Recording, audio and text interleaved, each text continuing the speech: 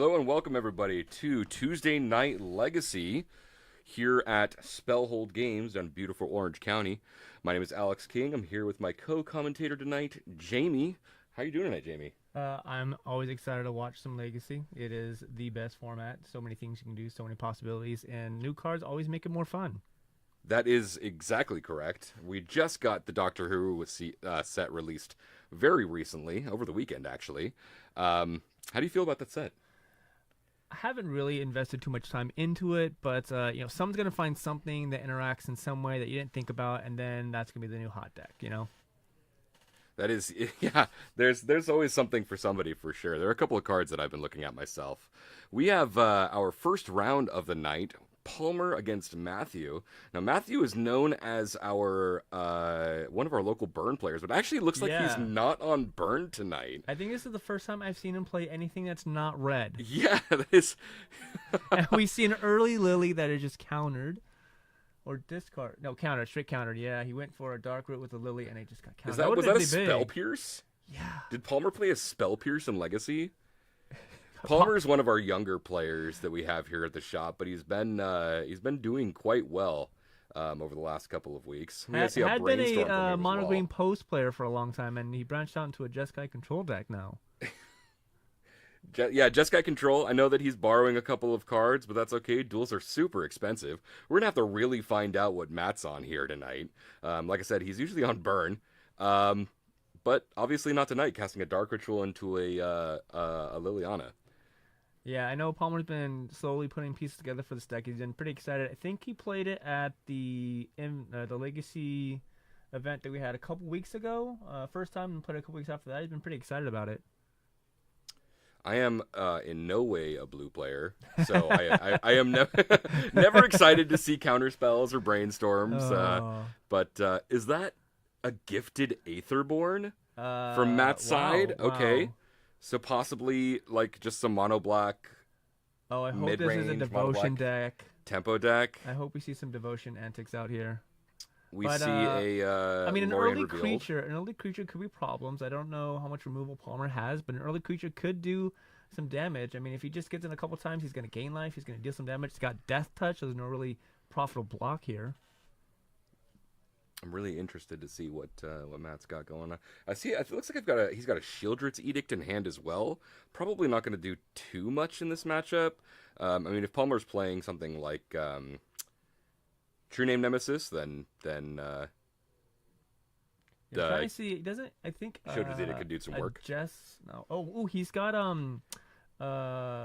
what's the white planeswalker? That is the Wandering Emperor. Yeah, he's got a Wandering Emperor, so that could be something that Shieldred's Edict could kind of deal with a little bit. You make him sack the token, and then you get to attack possibly. Could also see could take care of this Narset on field as well. We see a Lorraine Revealed off of Narset's activated ability here. God, passing the turn. Yeah, Lorraine Revealed. This entire cycle was kind of nuts, right? I mean, Lord of the Rings set's been out for over a month, 2 months now, something like that, even more.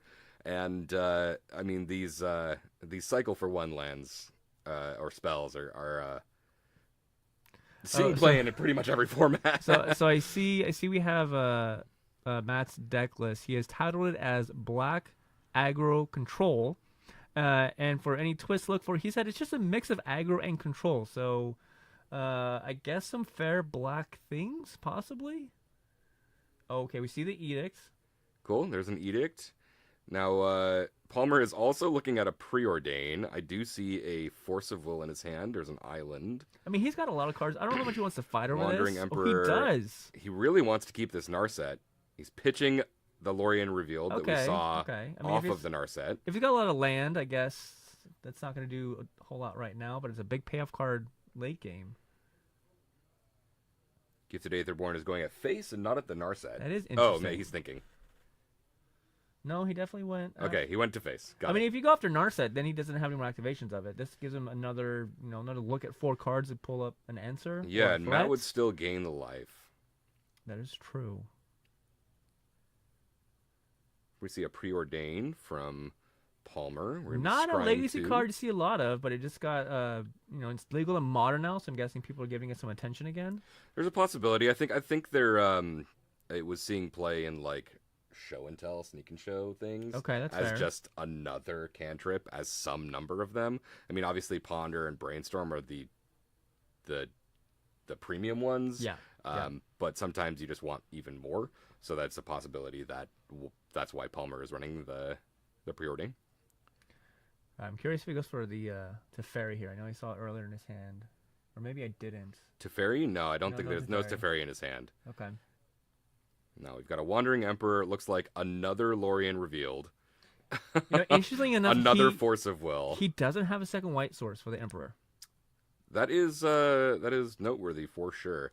And Narset digging Palmer deep to do to find cards, but Ooh, a Thoughtseize. here's a Thoughtseize there. Okay. What card is that? Is that a mental misstep? Minor misstep? No. What is that? No, mental misstep is. Is that just Spell Pierce again? Because he paid 2. And now we're Is that a Spell Wow! Pierce? I don't think I've ever Okay. seen that Spell Pierce before. I don't recognize that card by that art. I gotta say, in that instance, if you're gonna counter it, you just hard counter it. You don't give him a chance to pay. Because Yeah, he had a Force of Will. He really has no action. He's got a Force and he's got Lorien revealed. So maybe if he draws a land, he could draw some more cards. But I mean, Matt also, I can't see his hand, but he's got some stuff. He takes care of the Interesting. I don't know why. I mean, how much black draw is there? Why do we care about Narset more than just life? He might be playing something like Sign in Blood. Okay. I mean, there are black cards that do draw you cards, right? Knight's Whisper, things like that could do something. Oh, let's not reset lives here. There we go.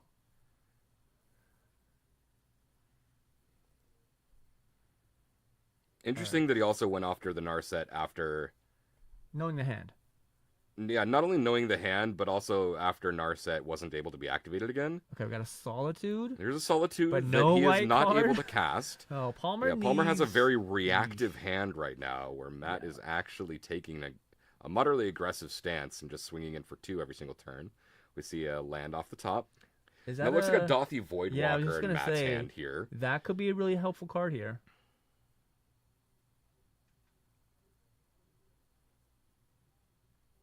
He's paying. Why is he paying life here? Yeah, what's happening? Well, he's casting, but I don't. Yeah, know. he's casting a Dothy Voidwalker, but I'm not sure why he's paying 2 to do so.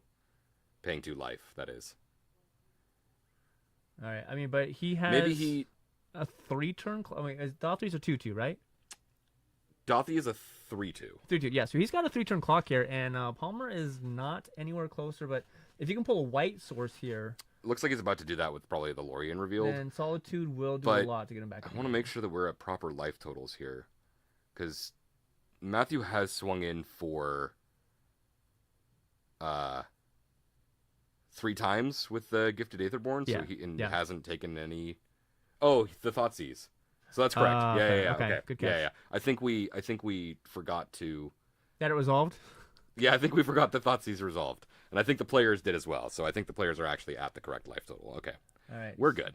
So Solitude here seems like a strong play. What do you target though? You're probably targeting. I mean, the Gifted Aetherborn. Both of these cards are. Okay. Yeah.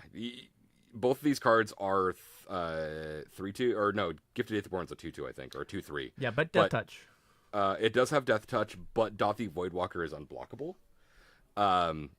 Because it has Shadow, so effectively unblockable. Right, so I think that's definitely the card that you take. And Matt should be getting some life off of this. Yes, yeah. Palmer should be gaining. I'm sorry, Matt should be gaining 3 life, which he has done. Okay. All right, I see. Ooh, I see. What, That looks like a fatal push. Looks like a fatal That's a push. fatal push in his hand, and just drew a second fatal push. Not helpful in this situation. Not great in this situation. I mean, if Matt wants to, he can just kind of hold back this Gifted Aetherborn to block the Solitude. But I think Palmer's just fine with that because if he swings in with or if he swings with Solitude, he's just going to be gaining 3 while Right. Matt's just dealing him 2. There's a Ponder from Palmer. Oh, that's a Swords. That is a Swords, That's a Terminus? Plowshares. No, That's a Supreme Verdict. Okay. And a Force of Negation. Let's see what he does here. I'm curious if he puts them back. No, he's gonna shuffle. Okay. I might just keep the Sword. the Swords at this point and just like absolutely take the game over with Solitude. But I mean, he has seen Shieldred's Edict, so maybe he doesn't want that. But he does also have a Force of Will in hand. So if Matt were to play Shieldred's Edict, he could just counter it. And I think I saw another Preordain.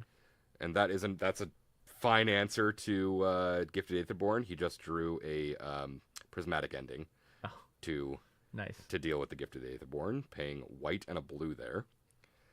And it is exiled if it matters. It should be exiled and not in his graveyard. I'm not sure if it's going to matter, but Solitude is 5 no, mana. that can't be a fatal push. Yeah, Solitude. Wait, what? Oh, he's forcing it. Hold on. Let's go and tell the players that. Can you go and tell the players that real quick? Mana, right? So yeah, Solitude is a 5 CMC spell. That was an illegal target. We need to let the players know about that. Do we go back from this? What's that? Do we take it back? Yeah, we have to. Well, yeah, just yell at them to. Sorry about that, chat. We got to pause this game real quick. Kind of have to rewind here. Since multiple things have happened, we just kind of rewind here. I mean, it looks like 2 turns have passed. Unfortunately, we don't. We can't really fix the draws and things like that, but we have to fix as much as we possibly can at regular rules enforcement level. So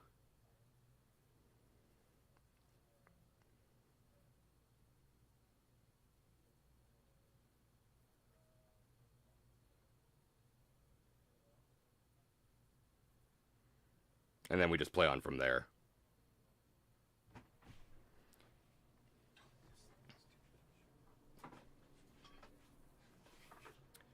Yeah, so it looks like you backed that up pretty, fine. Because Fatal Push was an illegal target, or Solitude was an illegal target for Fatal Push, he couldn't counter it anyways. So, Palmer getting back the Preordain and the Force of Will was just fine. Unfortunately, that puts him back in the driver's seat, I think. Palmer just discarded a Preordain to a Force of Will and not exiled it. So there are multiple things that need to be fixed in this game. When they go to round 2, we might have somebody go out there and remind them that things need to be in the correct zones. All right, I see. Especially, what is that card that Matt tried to play? I don't know what that card was before the Dark Ritual.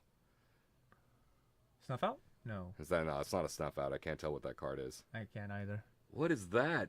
Oh, is that not a Phyrexian Obliterator? Is that what it is? Phyrexian Obliterator? I think it is. I think it's a Phyrexian Obliterator. That is going to be a very tough card for Palmer to handle. I have to look this card up. I don't know what it does. I just know it by its art. Does it have, pro-white or... Trample, whenever a source deals damage to Phyrexian Obliterator, that source's controller sacrifices that many permanents. And there's another one of those cards. What is that card? I cannot tell what that card is. The one in the graveyard? Yeah, the one in the graveyard that Palmer just Prismatic Endinged. Yeah. I can't tell what it is. Is that it's a double pip. Is that... What's that? The discard spell? No, it's not a discard spell. It looks like it's a permanent. Oh, is that Lily? Ooh, it's a Lily. Okay, it's made a clean answer to Solitude if it resolves. And I don't think Palmer has cards in hand? Yeah, Palmer is empty-handed now. Okay, so I thought Palmer was going to have some answers, but it looks like that Matt has gained a little bit of traction here. Yeah, Phyrexian Obliterator is going to be kind of a hard card for him to deal with. He can't Prismatic Ending it. He can Swords of Plowshares it, but Palmer isn't running 4 colors, so this Phyrexian Obliterator is just going to kind of get in for 5 every turn. All right, is this correct? He sacrificed 5 permanents when he deals combat damage. Whenever a source deals damage to Phyrexian Obliterator, that's supposed to control or sacrifices that many permanents. No, that is not correct. I'll be right back. I'm so sorry, everybody. We need to make sure that our players are reading their cards and doing things. It looks like they caught it. It looks like they caught it.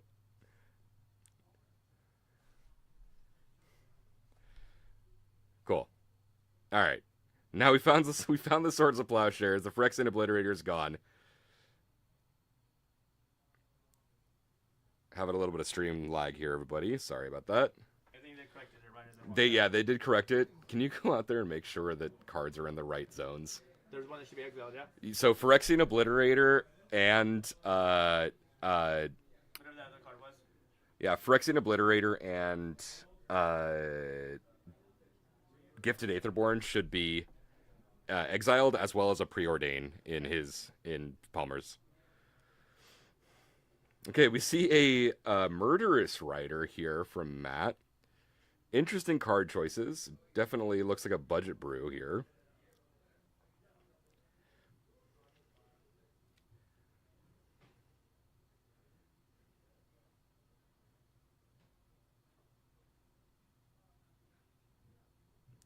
Yeah, so what's happening right now is that we are fixing board states correctly. The Gifted Aetherborn was taken out by a Prismatic Ending.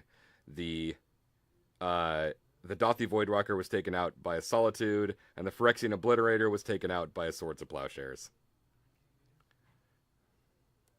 Looks like Jaimie might have missed the Obliterator.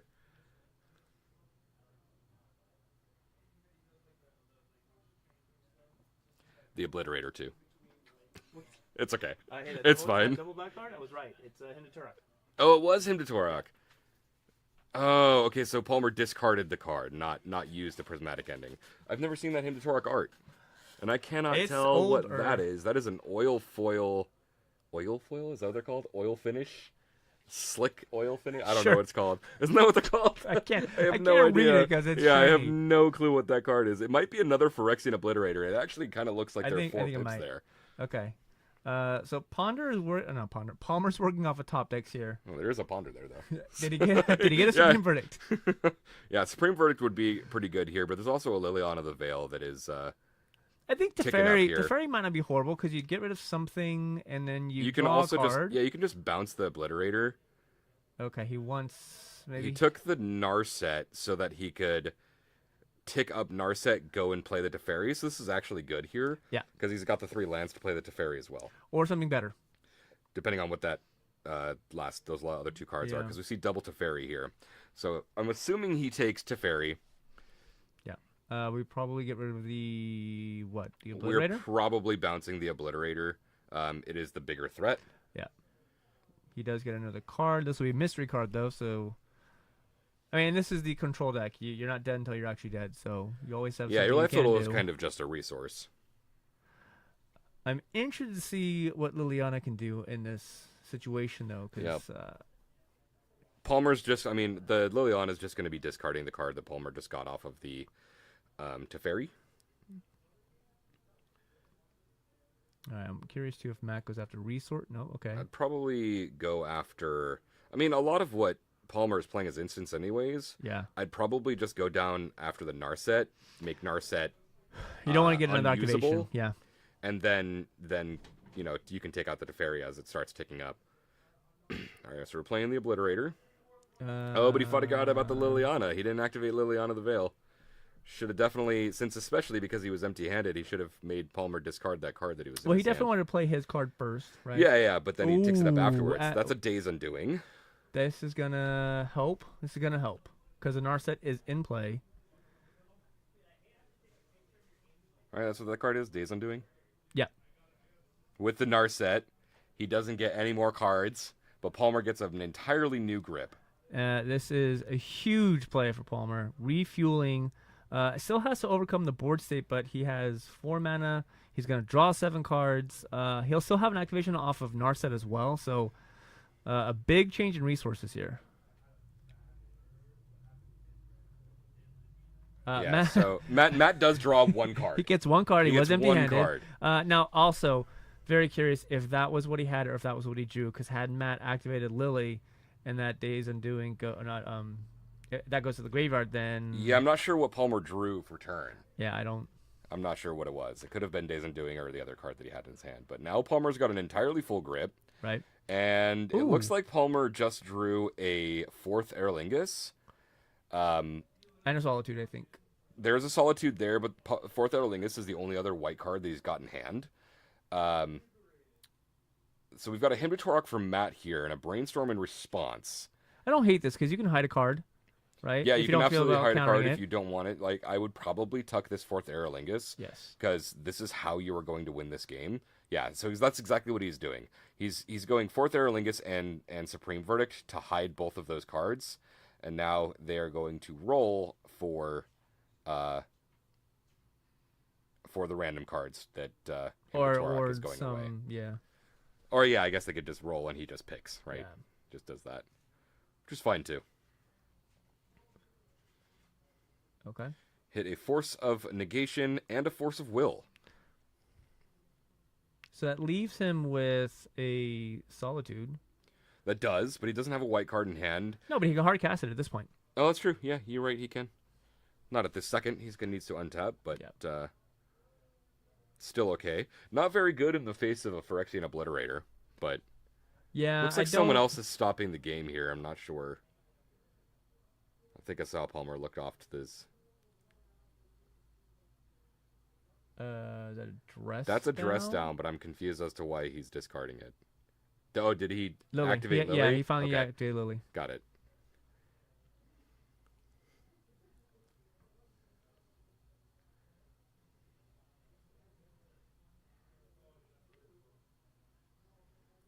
Okay, where's who going? It might just both be a face to put Palmer down to 3. Matt's at 32, so this 4th Aerolingus is... it can be a lot of dudes, could be a lot of blockers. But Phyrexian Obliterator, I think he probably should have put the Supreme Verdict on top. So that he can just wipe the board this turn and then move to his next draw phase. He could wipe the board and 4th and have a guy and start drawing cards. If Palmer has if Palmer has a Brainstorm or a Ponder in hand, then he could just get the Verdict off the top. Yeah. He does have a Brainstorm. So he can Brainstorm here to get the Supreme Verdict, play the Supreme Verdict, and then play 4th for a bunch next turn. He might even be able to... Nope. Looks like he's just firing off 4th Aerolingus now. Okay. So this is going to be 4th Aerolingus for 5? Yeah. So that makes 5 2/2 creatures with haste. Whenever a creature he controls this turn deals damage, he becomes the Monarch.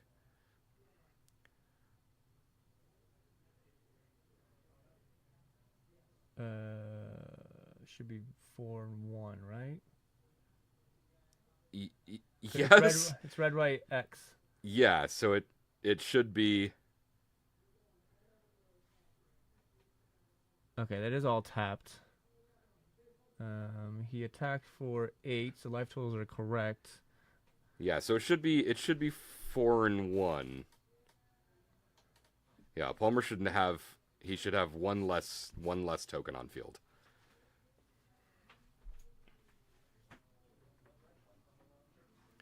Jamie's gonna go fix that real quick.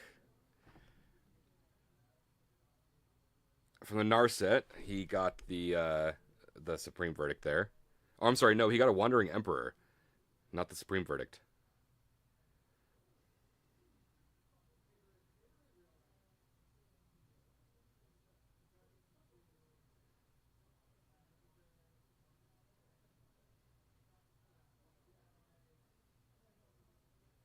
Okay, there we go. We have fixed board states.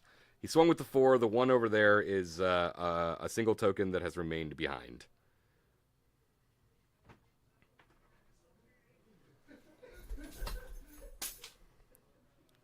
Curious if that lack of blockers then is a big deal because now he's forced to block and then sacrifice stuff.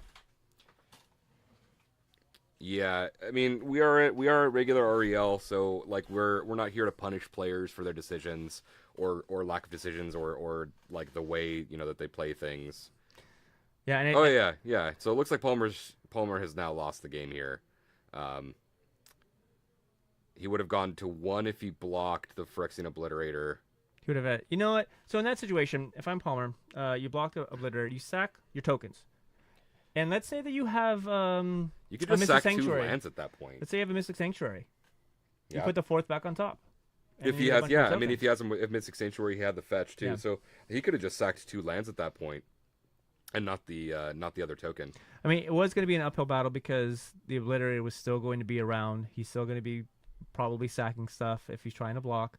His life total is pretty low. But I think I liked your line earlier of just brainstorming, getting the verdict, Yeah, and then it's stabilizing afterwards. definitely what he should have done. I think they definitely should have.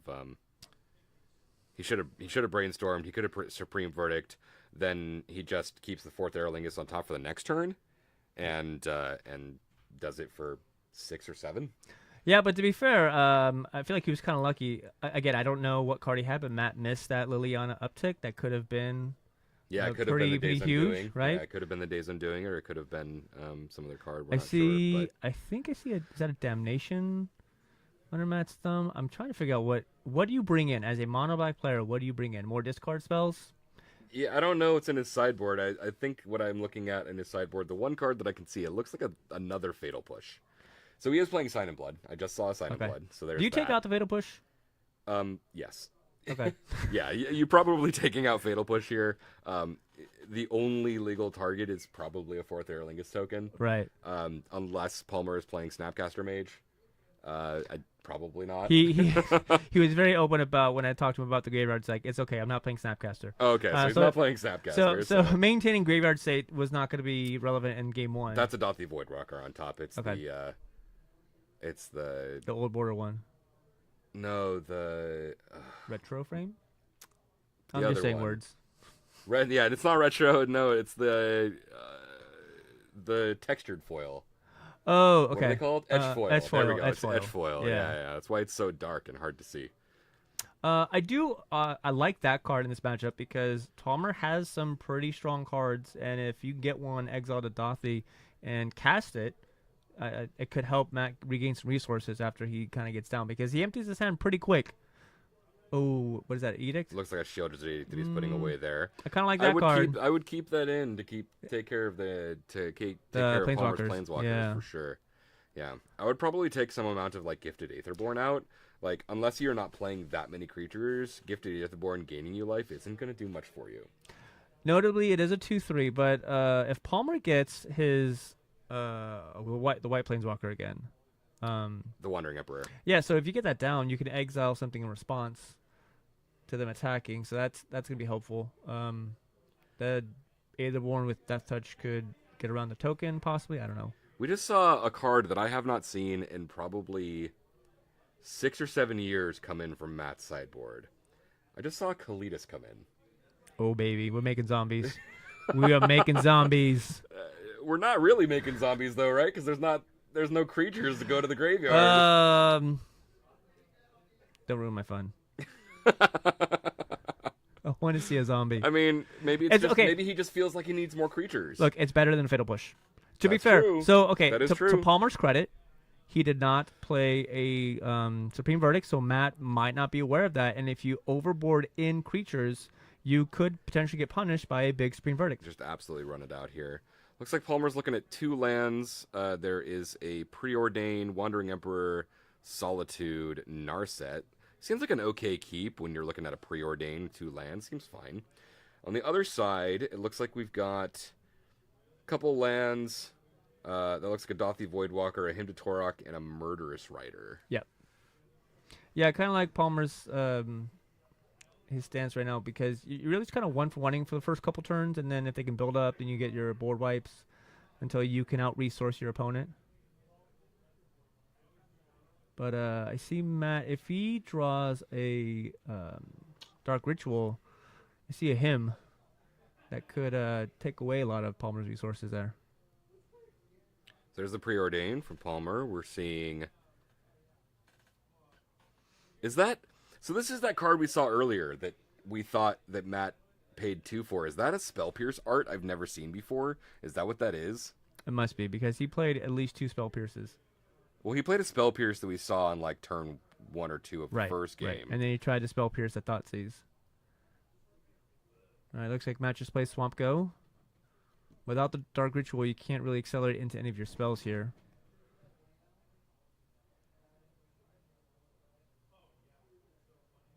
All right, what is that art? It's an old border. It's an whatever the card is. It's old border. I don't think Spell Pierce has an old border. So I'm gonna have to look this up. Okay, he's casting. He is casting in response to a hymn, so I believe it's a Spell Pierce. Whatever it is, it's 1 mana. Okay, no, it's not. Matt is shuffling. Okay, did he redirect him to Matt? I don't know what this is.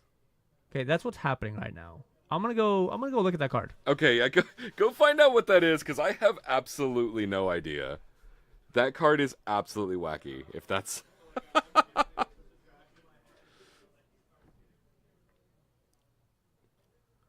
we see an Ashiok and a Murderous Rider discarded from Matt's hand.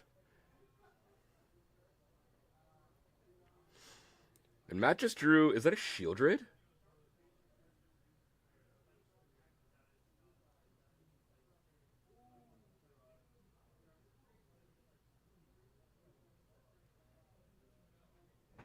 It's a Divert. Jaimie has confirmed the spell is called Divert. Which was one of the cards he said to look out for in his list. Oh, is that Solitude and Divert? Yeah, he did say that. We weren't even looking. So Divert. Okay, but now we see another hymn that is resolving. Oh, there goes, a Solitude and a 4th Orlingus. Tough. So Divert is a card from Odyssey. It's a rare that says change the target of target spell with a single target unless that spell's controller pays 2. So that's why he was paying the 2 earlier. Got it. Yeah. I don't think I've ever seen this card before. Okay, so Matt is very slowly pulling ahead. He has mana, and he's got cards still. Palmer with a Teferi and a Supreme Verdict at the moment. So he's going to cast a Teferi. We'll see what happens. But Matt is doing a really good job of stripping Palmer of his resources. So one of the this is actually an interesting talking point. So one of the things that Matt just did was play him and then play Thoughtseize. There's an argument amongst the internet going on, or had been going on for a little while, like a short time ago, about which one you should do first. What do you think? Him or Thoughtseize first? So I think, being not a mono back player, my opinion would be I want to get as much as I can, but based off situation, I want the more important card possibly. So if I'm suspecting a counterspell, maybe I lead with the him because the Thoughtseize gets me a card that I want to get. Versus, if I'm trying to get as many cards out as possible, maybe I'd lead with the Thoughtseize and then the him afterwards. So maybe in this situation, the Thoughtseize wasn't the bad play because he was down to 3 cards. You got the Thoughtseize, the one that you knew you couldn't deal with. Whereas if you reversed it, Palmer could have been left with a card that you just can't handle. Yeah, I think that's right. him then Thoughtseize. Right, that's what you... That is what I said, yeah. Him then Thoughtseize is I think the way that I would also do it. I know that there has been an uproar. I think actually one of our local players, Max, he has also been in that Twitter feud or Twitter talk for some time about which one is better. Okay, there is a Swords of Plowshares for this Dothy Voidwalker. All right, now the sword should get exiled before Dothy, correct? Once again, Dothy went to the graveyard and is not exiled. Swords of Plowshares gets... I actually don't know. That's an interesting stacks question. Palmer, though, is, I think, trying to get some more resources. I'm pretty sure he has a Lorien revealed in his hand, though, so we can definitely get another card. Another land, I should say. If that's what he chooses to do. He doesn't have the island to do it at... No, he doesn't need an island. He just has to tap 1. All right. Ooh. I believe that's a Shieldred. I think Matt just drew a Shieldred. I don't think he had a Shieldred in hand already. But now he has a Dark Ritual, so I think he can cast it. Ooh, that would be a pretty good card. I think he's just gauging Palmer for sure. If Palmer has a counterspell or not, and I don't believe Palmer does. So this could be a good spot for him. Okay. No, okay. Here's another debate. Do you counter the Dark Rit or do you counter the thing that comes afterwards? You definitely counter the thing that comes afterwards. Okay. There is no reason. Oh, he does have it. Yeah, he has the Force of Will. He's just wondering. He's got Supreme Verdict. He's just wondering. if he lets Children resolve here instead of forcing it, he's still going to take 2 life. All right, it looks like he's Lorien revealing at the end of Matt's Yeah, I don't turn. hate this play because you could possibly get some more on the battlefield. Your life total is not horrible right now. So if you can bait Matt into playing another creature, I would probably just get rid of the Shieldred. Like, the amount of cantrips that Palmer is playing, Shieldred is just going to, like, make that very, very scary for Palmer. I'm assuming that Palmer said it's perfectly okay for him to take 2 here. So Palmer should go down to 16 for taking this draw step. There it is. Okay. And he's probably just going to play Supreme Verdict to take care of the Shieldred. He said, I'd rather keep this Force of Will in hand and deal with the Shieldred on my turn rather than pitch this, this Supreme Verdict to do so. Or the Lorien revealed. So I think he has Teferi and Force at the moment. I think it was Prismatic Vista. Oh boy, yeah, it's Prismatic Vista and Force. So Hematorok takes both of those. Both players kind of looking at each other, and that's actually a second Shieldred in Matt's hand. Yeah. So if Matt finds a 4th mana source rip a here, land, Matt, rip a land. He got that a dark writ. Okay, that's good. We didn't see the card that Palmer drew. This Narset is kind of just sitting here doing nothing. I mean, if preventing Days Matt Undoing comes from out, it'll do something. yeah, preventing Matt from casting Sign of Blood, I guess. Fair. Okay. But here is going to come down a gigantic threat in Shieldred. This card is way too much money. Shieldred, the all-star, the absolute all-star. Is this a swords? Oh, it's a sword. A clean and answer. he drew the clean swords. Answer. Once again, he should be naturally drew exiled. a Swords of Plowshares for his turn last turn. Oh man. That's pretty good. Once again, Shieldred should be in exile. I don't know if it matters. Oh, Palmer got it. Well, he caught 1 card. But where's the Dothy Voidwalker that should be in exile as well? Okay. Ooh. Interesting. We got Lily. Is that a Lily on the It Veil that you is just a ripped? Lily.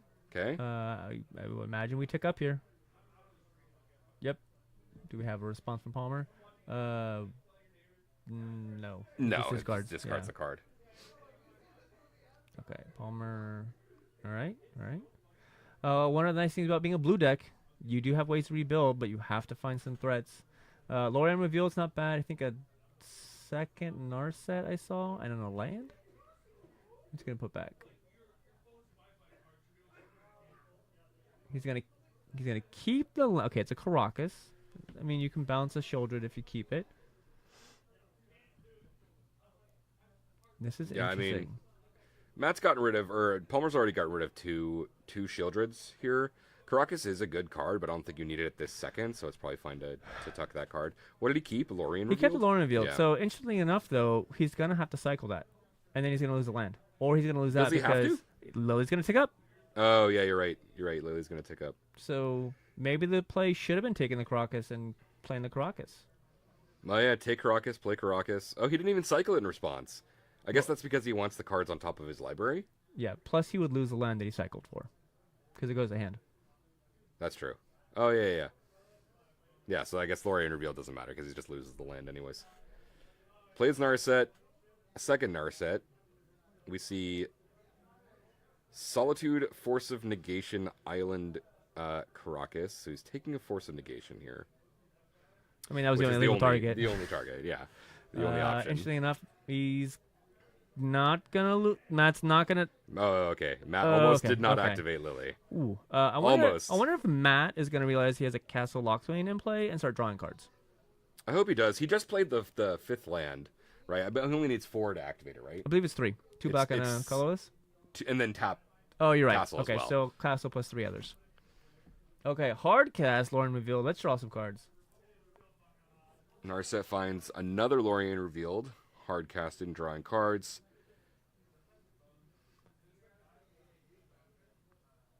Did he pick up I think it was a card he drew for hand, and Okay. then he ticked up Narset, saw Okay. the Lorien revealed. Yeah, so now he's got 3 cards in hand. He should have had 4.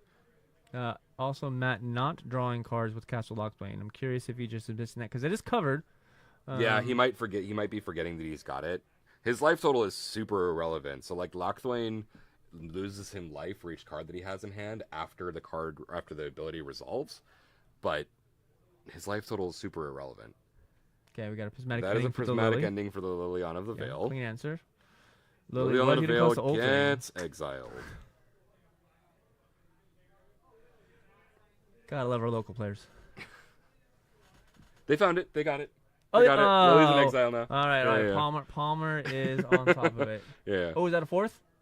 No, that looks like a Steam Vents. Dang, I just saw red and got excited for a threat here. But we did. We saw Spell Pierce. I think that's what he had in hand. Sure. That's what he just drew. Yes, Matt. Draw a card. There it is. He's got the castle. He didn't. Maybe he heard us. we're too far away from the players for them to hear us.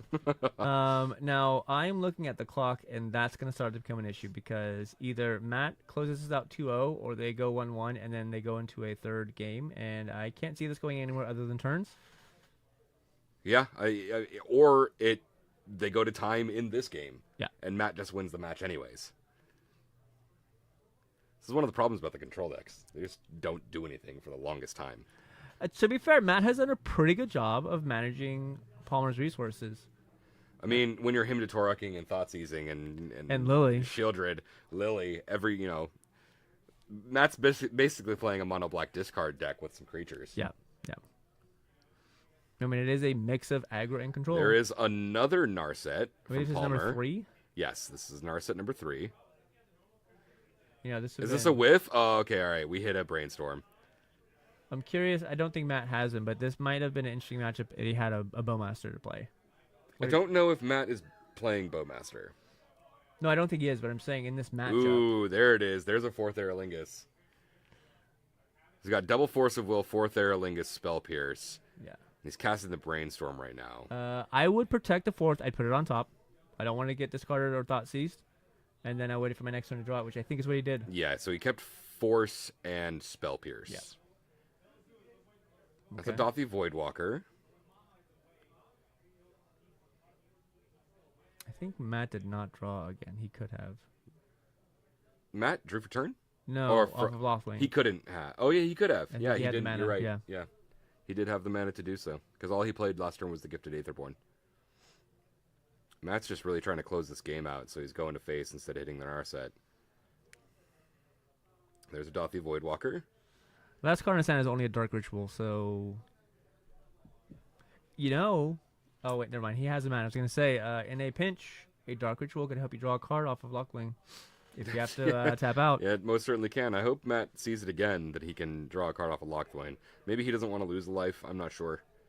Well, I think this 4th is going to do a pretty good job of managing the game. Yeah, 4th Aerolingus is going to get out of hand real quick. Yeah, if I was Palmer, I'm almost all in on this 4th, to be fair, because I need a clock and a fast clock so we can go to game 3. Yeah, this is going to be a 4th Aerolingus for 5 again.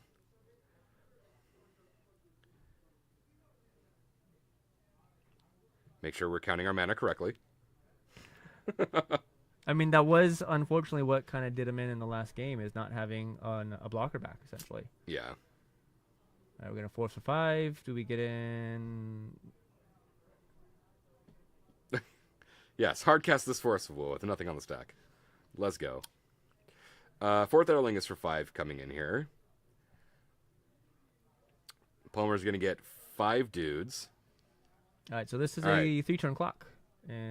But Matt's got 5 damage, so he's got a blocker. He could block. Okay, he's only attacking with 4. He's attacking with 4. What does Matt want to do? Just take 8? I guess he's taking 8. Let's see if we. Okay. Okay, he'll draw 4, being the That's Monarch. Make sure that we don't forget about those Monarch triggers. Right, and Matt's gonna draw 1. No, he's not. Okay. Matt is choosing not to use. Maybe he's scared of his life total now. He would lose 2 if he activated it. Also sad to see Matt is Play definitely Dark flooding Ritual. out. Oh, this is smart. Maybe that was his plan. Okay. That's a Murderous Rider, so he can kill 1. Well, there's only one. Oh, he doesn't have 6 mana. No, but if he kills the one that's left to block, then he can attack and become the Monarch. He'll become the Monarch anyways because Dothi Voidwalker is effectively unblockable. Oh, you're right. Okay, so we are force pitching Spell Pierce. Yep. Not exiled. Why would it get exiled? Because things go places. It does not get exiled, but that's fine. Now, I'm curious here. Do you go after Narset with Dothi and then... If Matt's just trying to close out this game, then no. Yeah. But, like... I think you go to face become the Monarch is what you do. I mean, he can go to face with Dothi Voidwalker and then attempt to... Because this 2/2 cannot... Cannot block. Cannot block. It has Shadow, Matt. Tell him. Okay. Looks like he got it. Now let's see if Matt will draw for Monarch. So what should actually be in exile? Go make sure they get the draw. The Force of Will should also be exiled under Dothi Voidwalker.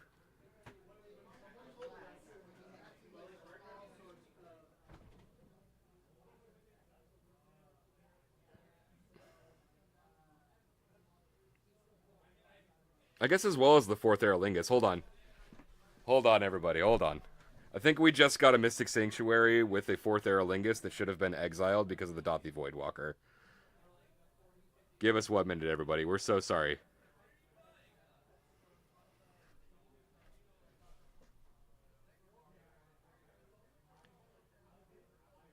We'll be right back, everybody. Give us 1 minute.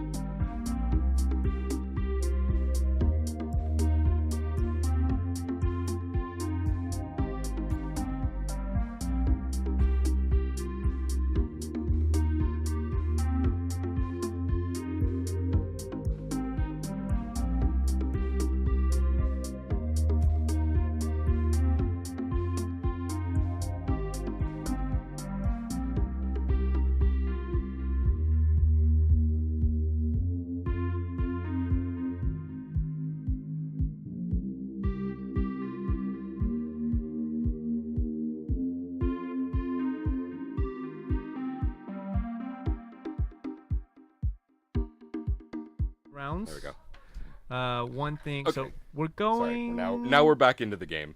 What are we doing? We're going. Oh, so the time has just been counted. I wasn't paying attention to the game. I think Matt may have just won because Palmer was not going to be able to win that game. In time, yeah. Okay. Yeah. Okay, we're gonna get into our round 2 very soon here, everybody. Because time was called, we're definitely not going to be able to get another game. Oh, looks like players are done. Sorry, we had to really control that game a lot from the booth, so it's really, really hard for us to know what just happened. I am assuming Palmer lost that game or could not win in time. So we're going to go to the next game. Give us 1 minute, everybody. I will be right back. I'll go get him a scan.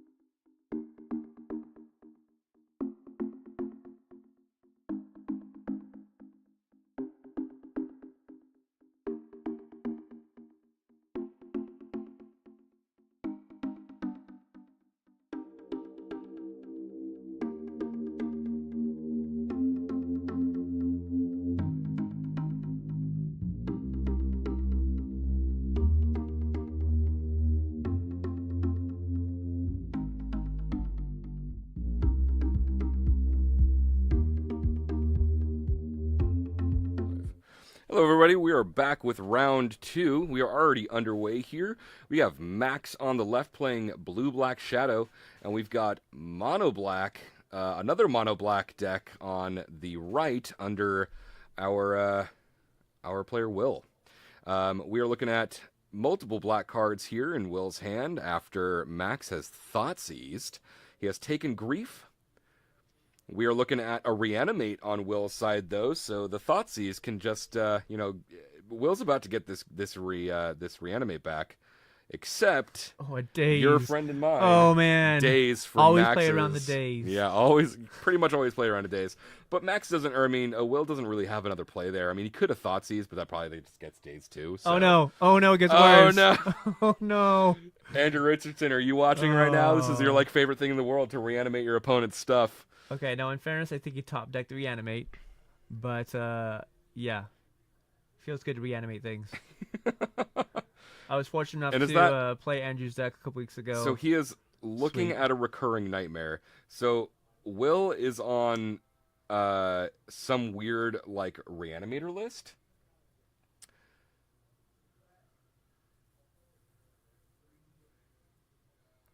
Okay, so those are the known cards already from the original.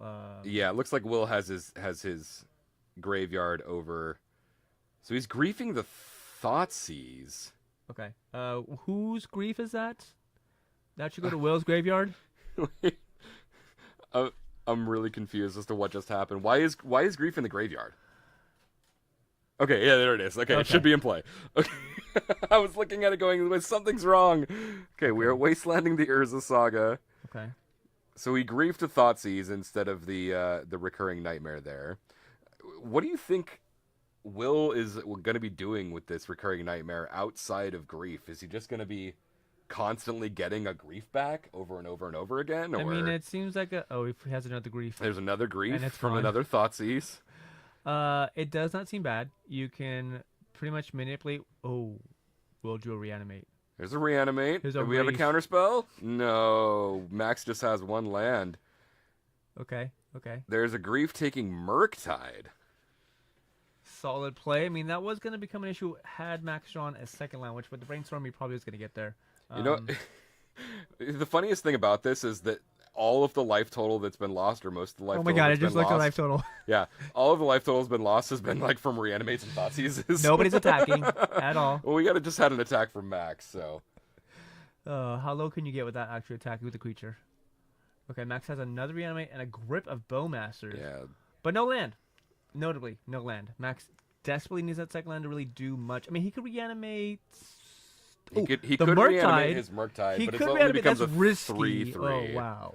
Right, it's just a 3/3, and it doesn't block the Grief. I mean, a Grief and a Murktide does block Grief, but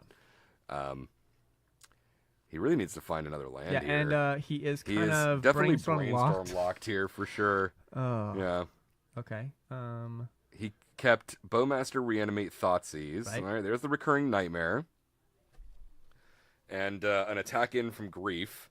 Now, at the moment, Will's Grief is better than Max's Grief because Max did a lot of damage to himself from the double Thoughtseize that he did. Right. So, Will is winning this race currently.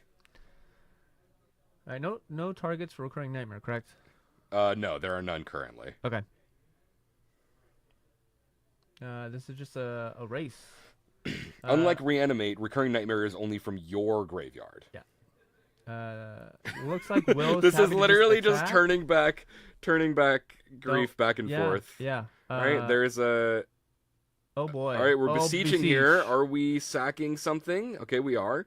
Okay. What do we beseech the mirroring? Oh, so there is the helm. So he's playing some mono black Reanimator variant. Oh, you just get Bowmasters and put Bowmasters into play, right? He's at 1. He skipped past it. Why'd you skip? Because make sure it's not a better option, I guess. Oh, all right. I mean, he just dies on his fancy win. Swords is not. This chat is a little delayed from. Is it? Yeah, because there's some more below that cut off. I don't know what happened. Yeah. Okay. What happened? Why isn't that able to? Where's the mouse? That's way over there. What the heck?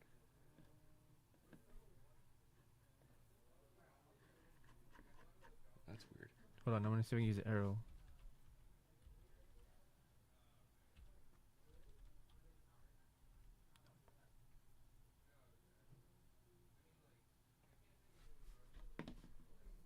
We're going to try to pull a chat up again here, everybody. Give us just a second. Sorry. All right, well, Will won that game, so he is on Mono Black Helm with like a Reanimator variant here. This deck I just saw an popped up with Elishnorn out of Will's sideboard. Probably not coming in this matchup. Probably not. But I like that it's there. I've seen an uptick in Beseech games once. In Helm decks once Beseech got printed.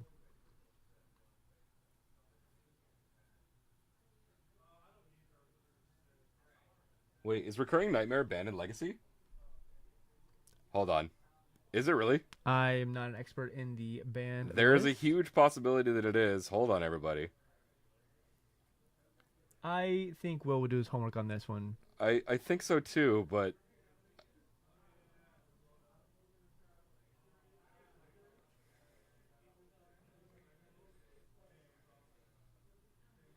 What's going on with tonight's stream?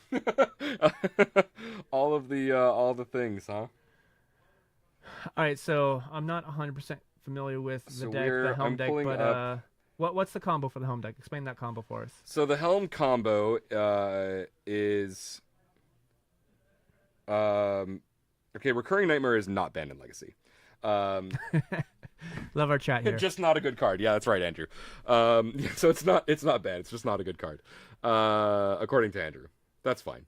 That's fair. So the Mono Black Helm combo. So with Leyline of the Void or Dothy Voidwalker, which just exiles all of your opponents, right? If you get Leyline out on turn 0, and then get Helm of Obedience, which is a 4-mana artifact that says tap X and tap it to put the top X cards of your library into your graveyard, or until you hit a creature card, whichever happens first. If you hit a creature card, you put that creature card into play under your control, and then you exile or destroy Helm of Obedience. Okay. But with Dothy Voidwalker and Leyline of the Void on field, all of your cards that are trying to flip over from the top of your library are just continuously flipping over into exile. So the card never finalizes its thing until the deck is entirely gone. Yeah. And then you just pass the turn and your opponent loses because they can't draw a card. Yeah. And I've been playing this deck online a lot. The Mono Black Helm deck. You can, I think, as early as turn 1, you can go off. Turn 2? You can go off on turn 1 if you are playing like the Dark Ritual Chrome Mox version of the deck. You can absolutely do that. You play Leyline of the Void on turn 0. Turn 1, you go land Chrome Mox Ritual. There's 5 mana, or you could just go land Ritual. That's 5 mana, and then Helm and activate for 1, targeting your opponent, which mills their entire library out into exile. So you definitely can do that. We haven't seen Chrome Mox from Will, though, so I'm not sure if he's playing that. I can't imagine this deck isn't playing Dark Ritual, but I don't know if I saw it. I did not see either of those cards as he was shuffling and sideboarding. So there's the double Leyline of the Void from Will, and I am looking at a couple of lands. There's a Shieldred and a Grief from... Is that Agatha Soul Cauldron? No, that is a black card of some sort. No, second from the left. Yeah, this one here, right? Yeah. No, that's a black card. Okay. Yeah. I have no idea what black... I can't recognize that art. I don't know what that card is. There's a Troll. Right. Ooh. Which is a really good Reanimate target. Yeah, so in this matchup, knowing your opponent is also playing Reanimate, do you chance it? Probably not, knowing that your opponent is also playing Daze. You probably don't... I mean, we don't see a Reanimate from Will here. I don't see a Reanimate in his hand. But the fact that Max is playing Daze, and we saw it in Game 1, that Will just got dazed, he couldn't get his Reanimate, and then Max reanimated the card that he did, right? Or that he cast. It's probably not a good idea to do it without being able to play around Daze. Right. So, but this is a Grief pitching a Troll. Right. Just gets Force of Will. Force of Will pitched. I couldn't tell what that card was. Is it a Lorien Revealed? I couldn't tell. I didn't see It it. might have been a Murktide, actually. I did see a blue card with expensive mana cost. There it is. A Reanimate the Grief. So there's Shieldred. Is it called Necroplasm or something like that? So he reanimated the Grief. The Grief hit Shieldred. He reanimated Shieldred. So now Max has a Grief and a Shieldred that were Will's. So that is Necroplasm that we just saw from Will. It is a 3-drop 1/1. At the beginning of your upkeep, put a 1/1 counter on Necroplasm. At the end of your turn, destroy each creature with CMC We're equal going to game the 3. number of +1/+1 counters on Necroplasm. Dredge 2. I don't know if you just saw what happened, Alex. I didn't. I was reading Necroplasm. So just to recap, Max reanimated Grief. Yeah. Grief discarded Shieldred. Max reanimated Shieldred, and then went to combat on the next turn. And Will said, "I've had enough. Let's go to game 2 or game 3." So both of these players just want to play with their opponent's deck all day long. That's what's happened. Max has stolen Will's Grief now twice, and has now stolen a Shieldred. Okay, so I'm very Andrew says, curious. "What a Chad." I know what Will's game plan is, but knowing that his opponent is on Reanimate, do you just take out some creatures? Do you give him less targets? Maybe, but like that probably takes out half of Will's game plan. Okay, so Will is actually playing Chromox. Will is playing a very strange iteration of this deck. I don't know what the correct call is. You might be able to, because Max is attempting to play somewhat of a tempo game, and Will is trying to play a combo deck. With like a backside creature. You might. Fleet. Yeah. Dathi Voidwalker obviously is needed to be played if you're playing Helm. Shieldred is just a damn good card. Orcish Bowmasters is, of course, the greatest answer to another Orcish Bowmasters, and Max is playing it. But also, Max is playing cantrips, so Orcish Bowmasters is just good in itself. I would probably take Will out with a ring too. Oh, Will had a ring. It might have been in the sideboard. Yeah, I just saw him pass through one. So he's also playing Karn too. Mm-hmm. One of the things that I would probably do in this deck, because Max is playing a tempo strategy that plays counterspells, I would probably take out Karn and bring in the relevant artifacts, because Karn is either not going to resolve or not long for this world once it does. So it is probably a good idea to take out Karns, and probably some of the Reanimator target, and just try to go in on the all-in combo package, because I don't think you are going to be winning this game on Will's side if you allow it to go any longer than turn 3 or 4. Yeah. Alternatively, if Will is more aggressive and he does the grief first with the backup reanimate, then he could be pretty far ahead as well. I think the draw really will dictate how this match 3 goes, or this game 3. Yeah, this is game 3. I forgot to start the timer, everybody, so sorry for that. Do you want to go double check what it is? Yeah, that's fine. We are also in round 2 and not in round 1. Alright, so not a combo start for Will. I'm curious if he keeps. I think he seems happy. No, he's definitely happy with it. Oh, don't play 2 a days. Don't play 2 a days. And we have an Orcish Bowmasters. There's a Recurring Nightmare. I see another Grief. So Will is probably just looking at griefing, doing something here. Yep. And Grief actually has resolved for once. Boy. So we're looking at Death Shadow, Double Daze, 2 Trolls from the opponent's side. Also, notably, Will has played a basic Swamp, and one of Max's lands is a Wasteland. Now, I think Will also had 2 Urza Sagas. Yeah, at least one. I think he had 1 or 2 in hand. Now, Will takes a daze here. Max shocks in Watery Grave and passes turn. This is probably going to be a cycled Troll at the end step. Will has perfect information for the most part. I wonder what how he's going to set up his game plan. I think he's waiting for a backside Bowmaster. Yeah, there we go. There it is, Bowmaster.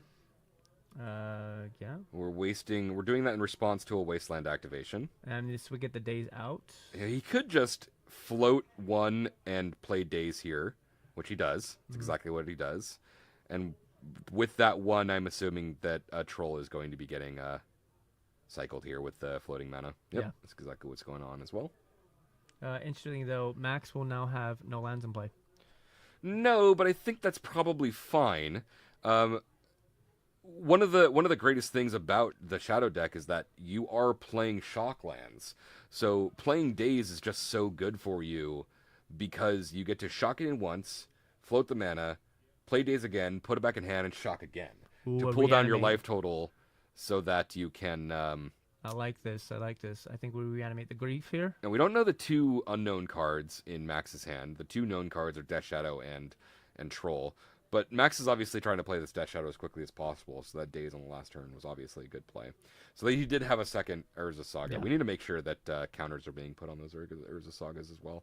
I'm sure that when both players understand what's going on, they understand where we are. Okay, so Will wants the Troll because he is looking at life total and say, but this plays into Shadow. It does play into Shadow. So there's one of the things that Will could have done there was reanimated his own Grief and just took the Shadow. Yeah.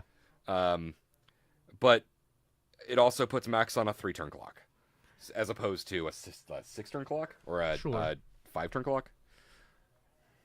And you need 3 creatures to block the Troll. 6-turn clock is right, yeah. You need 3 creatures to block the Troll. So that should take up to 2. There we go. Okay. There we go. Oh, he's drawing first. Yeah. Yep. Oh boy. Another reanimate. Boy, get in there. Reanimate could get Grief here. Okay. Reanimate is getting Grief. And we see Dress Down, Voidwalker, and Brainstorm from Max. What do you take here? Do you take the Troll? Do you take? You probably take Death Shadow because he is well within the range of he will be well within the range of playing it, and now instead of the 3-turn clock that he was on, he's now on a 2-turn clock. So yeah, it seems like Max has coming from a far behind position here. He needs to draw a clean answer to either one of these. I'm not sure what that is in his deck. Yeah, Snuff there's Out, probably possibly? not. Well, Snuff Out is non-black creature. I lied. That's a bad card. Snuff Out. You probably Also, take that you out of this lose 4 matchup. life. So yeah, But in the face of a Troll, the 4 life is better. Sure, 4 is better than 6.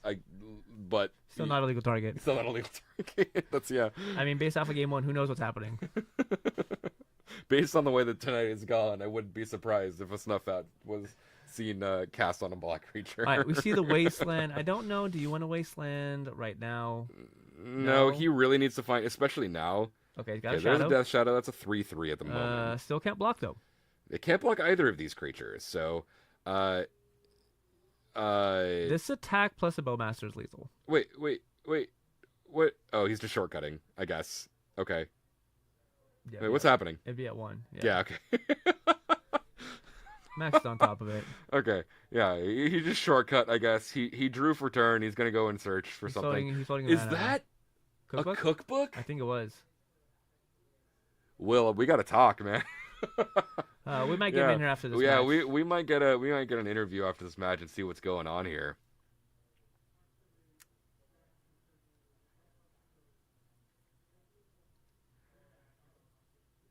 Max is at a very dangerously low life total at 10. He's about to be at 1. Oh, we got a beseech here. Uh, Attack plus Bowmaster. Yeah, he floated the one. Well, he can't beseech actually. He doesn't have triple black. Oh, you're right. What is he? He was pitching that to Chromox. He's pitching the beseech to Chromox instead of the. So he can cast it. So he's gonna cast Recurring Nightmare. There's a Bowmaster in the graveyard, I believe. There is a Bowmaster in the graveyard, this is but lethal. he doesn't have a card to discard. He's not attacking with Grief. Wait, why didn't he attack with Grief? Shadow could grow and kill him. I don't think Shadow is growing. Oh, Shadow you're right. Shadow Yeah, kill him. no, that's exactly correct. Yeah, Shadow is now. He does have the 1/1. Shadow is now normally. 9. Yeah, What's that? he has the 1/1. He could chump block with the 1/1 or just okay. The 1/1 from what? Oh, he did not make a 1/1. I lied. That was one for Yeah, Bowmaster's got dazed. Yeah. All right, that was the end of the match. So, Recurring Nightmare is sacrificing a creature, not discarding a card. Okay. So he could have swung for lethal there. Well, let's get him in and have him talk about it. Yeah, let's do that. We'll be right back, everybody. We're gonna bring Will in here for a little bit of a commentary. So much time is left in round 2.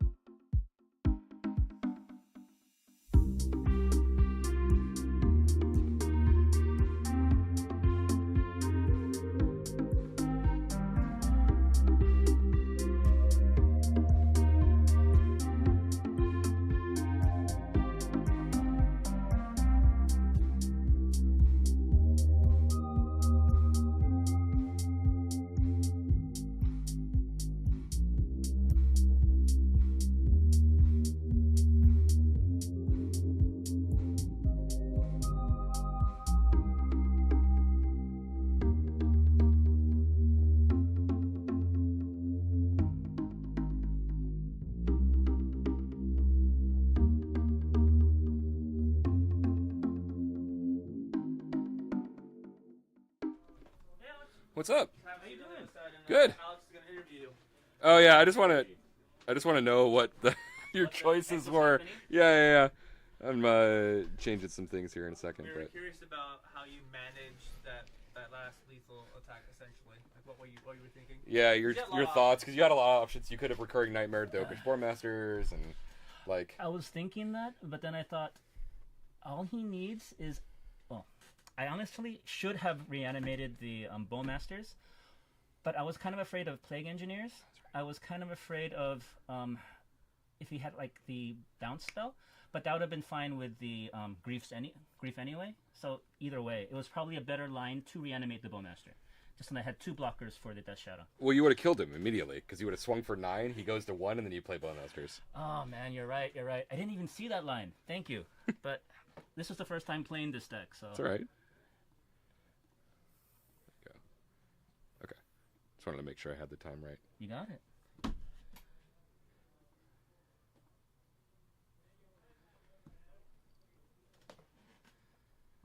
So you're in charge of both the commenting and the screen overlay? So we are...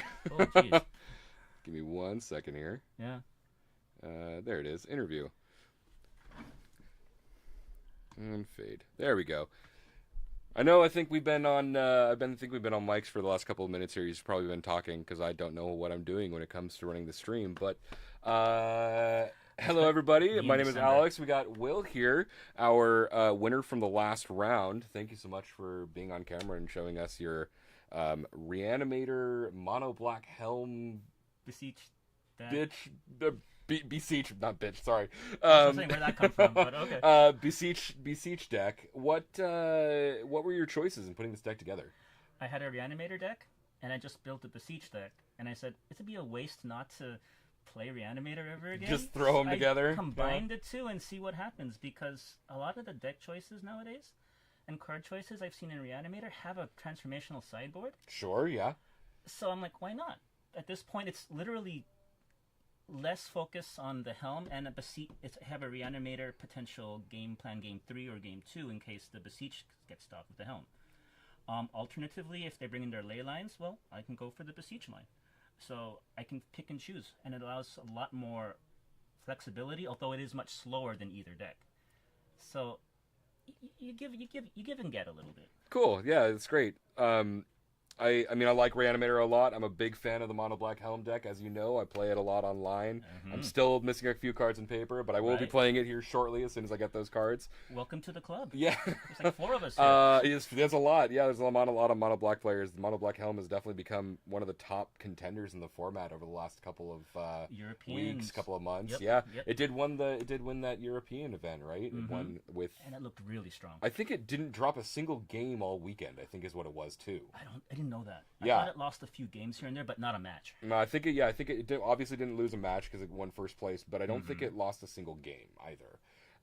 What do you think about this deck in general? Like, is it just fun, or do you think it's a really good deck? What do you think of the format? I think it's fun because everyone's been trying to make Pox work for the beginning of time, and everyone's been trying to make Mono Black aggro work since last beginning of time. Yeah, we actually saw Mono Black in the Mono Black aggro in the first round. It was beautiful. I just saw it. It was beautiful watching it. But the inconsistency, lack of card draw, lack of options, banning of Necropotence. Sure. Essentially, it just hasn't been a major game. I mean, a major deck in the format. But now Mono Black Beseech allows you to, 1, do the Urza's package. 2, if you want to do the Reanimator package, or at least the Scam package as a small sideboard, you always have the option to. It's only a 4-card in and out. Right. Alternatively, you want to do more, I guess, heavy focus on Reanimator. Recurring Nightmare seems great in token decks. Sure. Yeah, you can just sacrifice your token token from Urza Saga. Sure. Oh, even a Bowmaster Orc token. Well, I was wondering why you had chosen Recurring Nightmare. It's not really a card we see outside of like Vintage Cube. I was trying to find something I could beseech into other than Reanimate that gives me long-term Reanimator benefits. Sure. I was looking at something Knight. I'm sorry. I'll figure out the card later. But everything cost too much mana to use or had some other liability or drawback. And I saw how many tokens there were. I saw how many Recurring Nightmares just literally switch in and out. It seemed like a perfect one-of to beseech into, maybe in mid-late game. Oh, it's a one-of. It's a one-of. We saw it in game 1 and game 2, so we thought it was more than one-of. I did not want to draw them. I wanted to beseech into them. But sure, yeah. I saw them, and honestly, I missed lines because I just have never played it with card before. Sure. But you told me when we were off camera, I could have done 10 damage easily on my last attack, and I just didn't see the line. I mean, you had the win either way. You had the win in multiple ways. That's what we're going to talk about as well, is that you could have swung for 9 with the Troll and the Grief, and then Recurring Nightmare by sacking either creature, getting Bowmasters back, and dealing 1 to face. Right. And that's really that your opponent can't counter the activated ability unless they're playing Stifle, and your opponent was definitely not doing so. Yeah, you had looked through your graveyard at that point in time, and we thought that's what you were going to do. But you got the win either way. I played suboptimally, but there were many lines of play that could have won it, and I was very grateful that my least efficient line still won it. Oh yeah, I mean it's not suboptimally for sure. I mean, you got the win. It doesn't matter how you got there, but you got there. He could have bounced the Grief potentially, or bounced the he could have bounced his own Troll back to his hand potentially. With that fairy petty theft, right, Brazen Borrower, yeah. I was that. Not playing optimally, but it's your a fun opponent deck. Wasn't on a lot of mana though. Your opponent kept dazing things and bouncing their lands or multiple wastelands to destroy your Urza Saga. Right, but he was saying he didn't have the 2 lands to even do that. True, but he had Dress Down in his hand. Yeah, he did have Dress Down. So I was trying to make him play suboptimally because as soon as he's mana stabilized, he has many lands to play, and I'm sure he had cantrips somewhere in there because it's a blue-black scam deck. Right. So it's just Mono Black is pretty fast, and when you go the Urza Saga route, you don't cast any spells, and you can still flood the board with essentially semi-huge construct tokens. Yeah, are you playing? What are your targets for outside of Chromox? We did see Chromox in that game 2, or game 3. But what other targets are you playing for Urza Saga? Shadow Spear is a given how much life you pay. To. But I'm also running Underworld Cookbook. We saw that. Yeah, that was a really interesting choice as well. I think the last couple of seconds of your match there, Jaimie and I saw the card. And we were Cookbook. Whoa! What's your thinking for your choice there? It's a beautiful discard package. When you draw the reanimate creature, you can just get the cookbook from your Urza Saga search, discard, and you can also gain life in the interim. Hopefully, also even if you don't have the reanimate package, you can also just pump up your constructs and get more and more artifact tokens. We're gonna get what? We're gonna get a game 3. We're gonna get another match on camera. Yeah, that's okay. Very good. All well, right. I appreciate your time, Will. Thank you so Alex. much. Good luck in the rest of the event. I appreciate it. Thank you. We gotta play a mirror sometime. We most certainly will. Teach me, dude. This is the second time.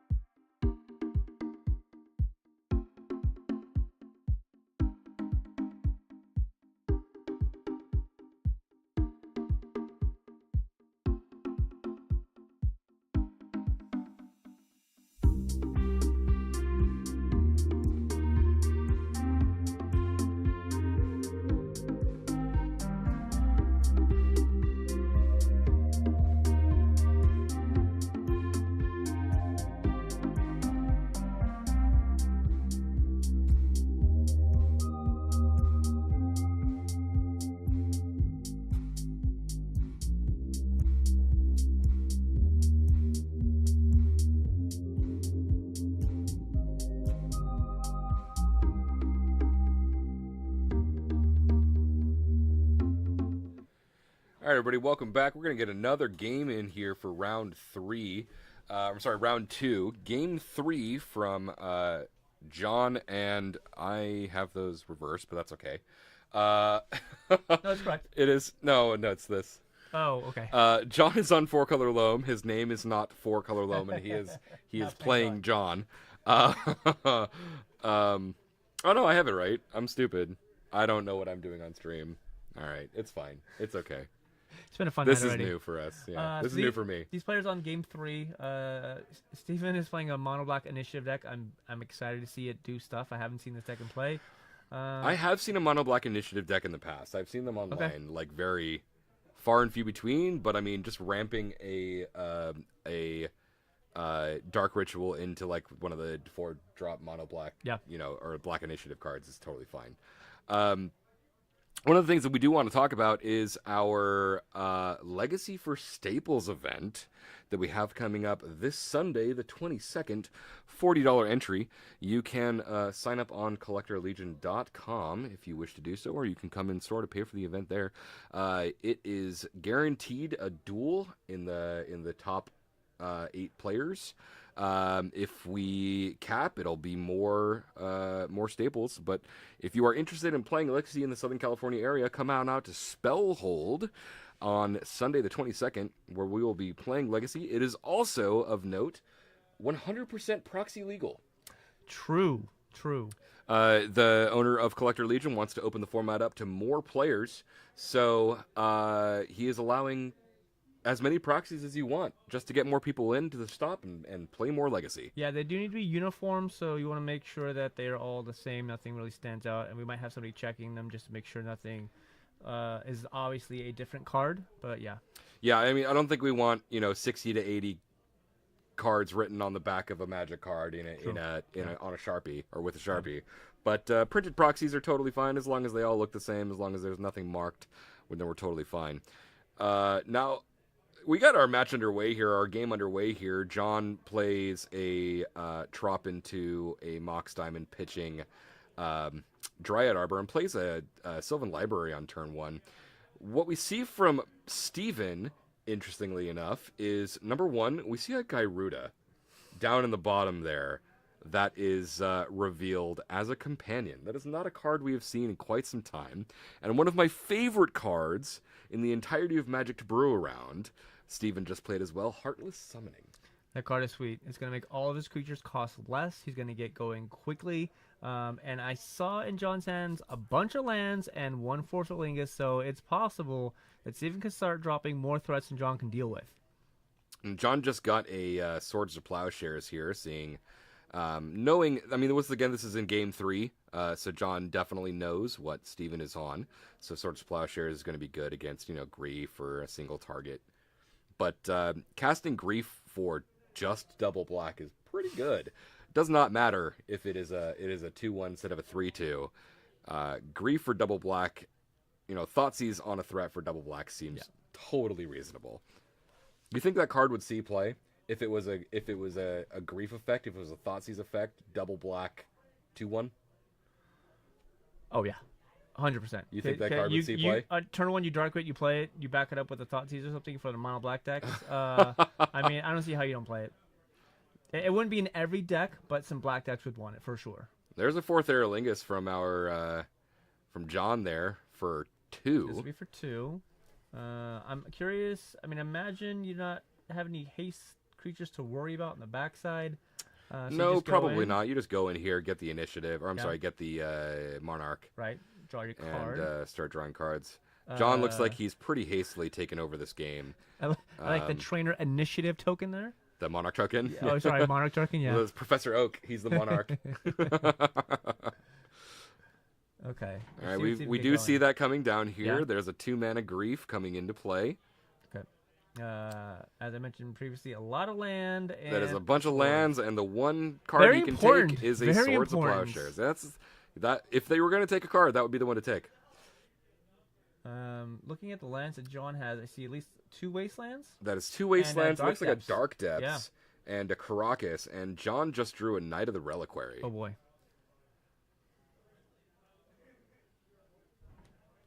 Steven has a 2nd Grief in hand, a land. Looks like 3 lands. It looks like Urborg, Takenuma, and Swamp. We need to make sure that those Dark Depths gets counters on... there we go. They heard me. Oh, nope. No, they didn't. They reached for the counters for the wrong thing. And that's... None of the Reliquary doesn't get counters. It's just a representation of how many lands are in the bin. Right.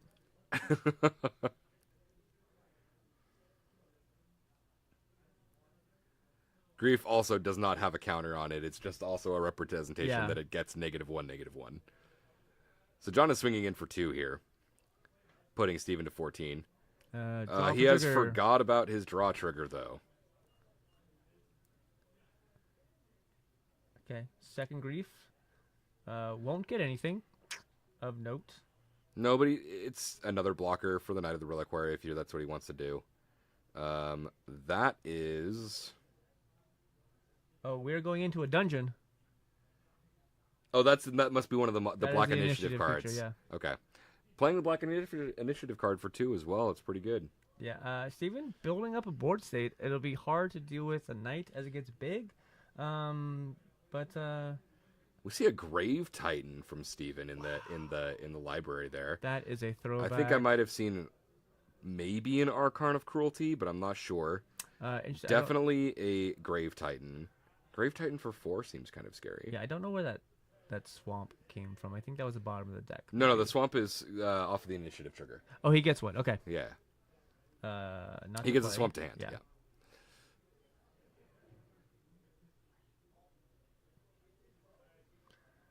I do believe though John is just a land away from making a 2020 and winning the game. The one, yeah, that's being staged. Yeah. I was like, a land away? What do you mean? He's got to take 10 counters off of that thing. The classic. That's 30 mana, my man. The classic make a 2020 attack Yeah. for lethal. Let's do that.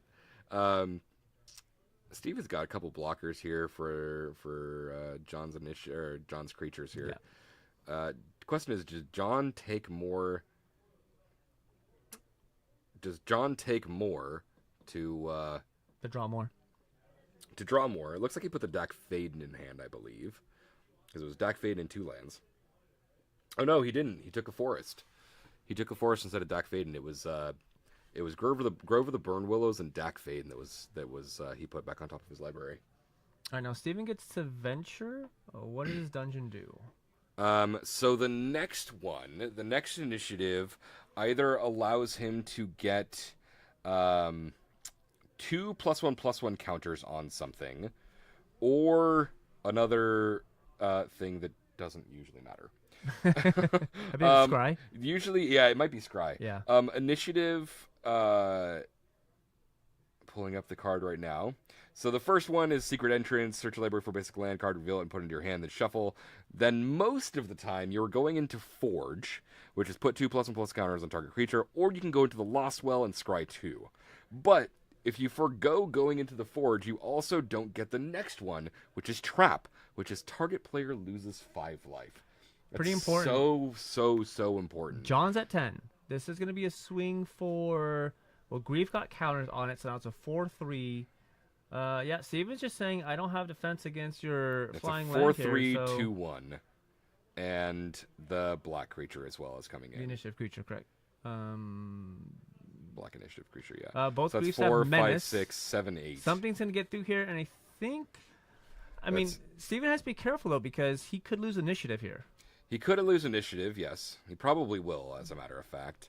Then John gets to start going into the dungeon. But the second Steven gets it back, right. then John is most certainly dead. Alternately, John could have a large knight. Wasteland in hand, Wasteland on the field. He could start wastelanding his own lands If to he build up his knight. Yeah. Ooh, this is huge. Playing a Dathi Voidwalker, Those yeah. lands will be going to the exile zone. So what? Oh, we're backing up here. I don't know what's happening. Steven had chosen to go to combat already. Okay, we're going before combat. We're Okay. backing up to before combat. Once again, we like to keep our viewers on their feet because we don't know what's happening either. Looked like we had an attack from Steven. Okay, so it looks like we are moving to attacks now. Okay. We are moving to attacks. Dathi Voidwalker came into play prior to combat. Okay. Knight cannot block there. We need to make sure that Knight can't block the grief. All right, we're going to go fix that here. Just go ahead and yell at them. Yeah, Knight can't block that grief there.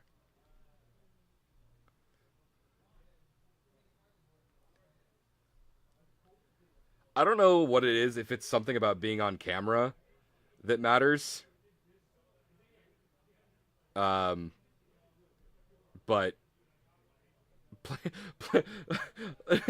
pretty much every match that we've seen today, someone has made a mistake somewhere. Yeah. Literally, everybody watching them, nobody said anything. There's a bunch of people watching them as well that also didn't say anything. We got about 3 minutes left in this match. I mean, players are trying to be aware of the time. John trying to make sure he can get to a win condition, but yeah.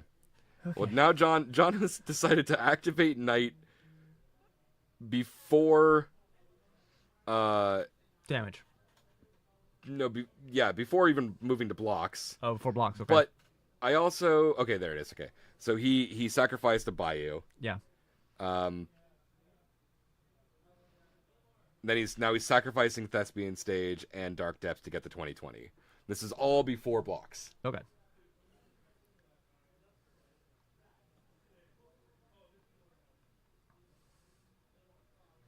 All right, now if Steven doesn't have what does he have? Where's the mana that? Oh, okay, 1 Bayou, 2, 3. Okay, yeah, there he had it. So Grief he's going to take 1, 2, 3, 4, 5. Yeah. Okay, now Steven has to have an answer to the Flying 2020. He could have. I mean, a single Shieldred's Edict doesn't do it. Nope. This game turned around very quickly. I'm interested to see what John does. Let's be greedy. I think the answer is just turn it sideways, right? I think that's the answer. Oh, Steven he did get the Monarch trigger. Okay, oh. so Steven get to draw from the Monarch trigger. Don't even look, Steven. Just flip it over. I didn't even pay attention to it because I knew the game was over. Game is pretty over. Is there something in Exile for Dossie to cast? I don't think so. No, he just cast the Dothy. Steven so had lands. Steven had lands. He just cast the Dothy anyway, so he couldn't activate it. Okay. All right. Well, John gets that game off of it. Very strange, weird. Game 3. Yeah. And the match. We will go to another break before our next round. I'm just so dumbfounded about how confusing matches have been tonight. We'll be back in a minute, everybody.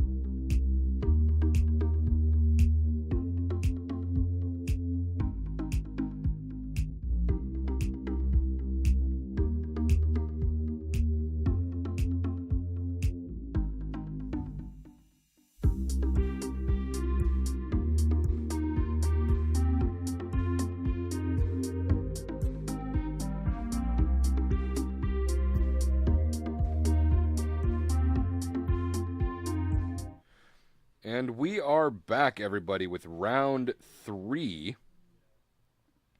We've got Trung on the left and Fred on the right. Trung on yet another mono black deck. And Fred, someone we've seen a lot on camera, is on something a little newer that we haven't seen him on before. 8-cast. He's usually one of like a 4-color control player. He's a very disciplined, very patient control player, but I've seen him play a few different decks the last couple weeks, and I think he's just kind of experimenting possibly. And now Trung, I believe, is a true mono black player, because I played against him in Modern, and he plays mono black in Modern as well. So I think he just is a true mono black player. Yeah, I haven't really seen anything that Trung has been on. He's been around on the Magic scene for a really long time, and he's been coming to the store more often, but I haven't seen what he's been on. So I'm kind of excited to see how this match goes. Now, I have played this match multiple times because I play Mono Black online quite a lot, and I've played against 8-cast a lot of times. If Trung just gets down Karn, this game is pretty much over. Like, that does negate a lot of stuff that Fred is trying to do. Yeah. And if Trung is on... we see a card in hand, by the way. Oh, he ships it. It wasn't enough. Fred, I believe, is keeping a 7, so... Which, oddly enough, I believe 8-cast just needs a land and a lot of stuff to start going. Yeah, I mean, it can do... it plays a bunch of 3-drops, or I'm sorry, 0-drops. Right, a lot of baubles. A lot of 8 baubles, right? Yep. It plays 4 Urza's bauble, 4 Mishra's bauble. So it just draws a lot of cards. Because of artifacts in play. Thopter that draws cards. Thought Monitor, yep. Yeah, so we could see the Thought Monitor pretty early. Also, fondly enough, all of your 0-drop artifacts can just tap to cast a Kappa Cannoneer. It has, what is it, Improvise, which is like Convoke for artifacts. Yeah, that card itself has unfortunately done a lot to me. Kappa Cannoneer is a hell of a card. Yep.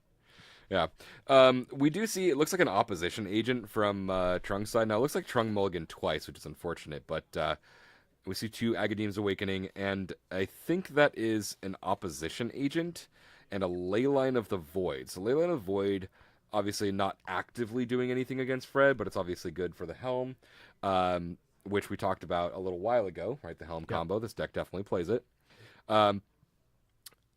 Opposition agent doesn't do much except for in the face of Urza Saga. Yeah, I was just thinking there's not going to be a lot of opportunities to do things. Maybe he can pitch it to a Beseech, right? You pitch a black card? No, it's Beseech is sacrifice an artifact, enchantment, or is it? It's one other thing, but that one other thing is never relevant to me. So okay. I never know what it is. It's sacrifice an artifact, enchantment, or token. Okay, so not op agent. Trung, can't sacrifice opposition agent, but you can sacrifice Urza Saga tokens or Chromoxes, or this deck, as we see, there is a vault there, so you can pitch a land or sacrifice a land. Curious, do we see a... Nope, we shocked but nothing being played here. Wonder if he was wanting to play a Bowmaster in response to something, and he's waiting for the opportunity to do it. I don't see a Bowmaster in... Oh, there is a Bowmaster in hand. Yeah, there most certainly is. So that's probably what he did. He put it in, took 3 damage to do so, and then is maybe looking for a Thought Monitor or something like that. And while he's doing that, Fred is just making some big boys. Yeah, Fred currently has... They are now 5/5s because he has a Seed of the Synod on field. Now, that is a Pithing Needle. What do you think Pithing Needle is going to name here? Is he just going to name Helm of Obedience? Because I mean, Fred's a pretty smart player. I would imagine the Leyline of the Void? Yeah, I would imagine he would know what's going on here and have an idea of what to name to give him the best chance to win. If he doesn't name it, then I'm not sure what else in the deck is worth naming. You mentioned possibly a Karn activation, but you're already losing if a Karn is resolved, so... I mean, at this point in time, Fred's not losing if a Karn is resolved. He's got giant boys on field. If Trung had dropped an early Karn, he wouldn't have been able to activate Seed of the Side Nod. He wouldn't be able to, activate the lands that we've seen. He wouldn't be able to draw things off of the baubles, activate Mox Opal. He would be taking Fred off of a lot of mana. You said Opal. I'm curious if Fred just I mean, I don't think he would, but name some kind of mana production because you can see Trunks struggling on mana, not able to really do anything. Well, Pithing Needle doesn't. You can't do mana abilities. You're right. So You he can- wouldn't name that. You can do mana abilities with Phyrexian Revoker. As it just says, name a non-land card. So you could name like Chromox or something like that. Sure. But Pithing Needle specifically says Yep, that's enough for Trunks. they don't work unless they're mana abilities.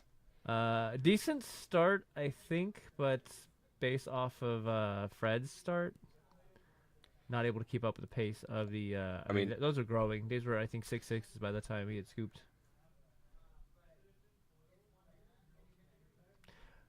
As they're shuffling up, just want to bring up a couple more events. Every Friday, the shop does have a double up. This week, the double up is Modern. And if that's not your jam, then they also have Draft every Friday as well. And one of the nice things about playing here at Spellhold that it's owned by Collect Legion, we can now use store credit to enter those events. Which I did, actually, for Sunday. So if you want to come out and play that Legacy event we talked about already on Sunday, you can absolutely use store credit for that. And we are guaranteeing a duel in the prize pool. Do we know the duel? I believe it's a Badlands. Badlands, not so bad. Not Badlands, not so bad. It's just written on the card. Unfortunately, red black isn't really seen in Legacy. Even like Grixis Delver is playing maybe one Reanimator. Doesn't. They went to to Underground Seas and the Volcanic Islands. Yeah. Hey, but it's a way to get into it.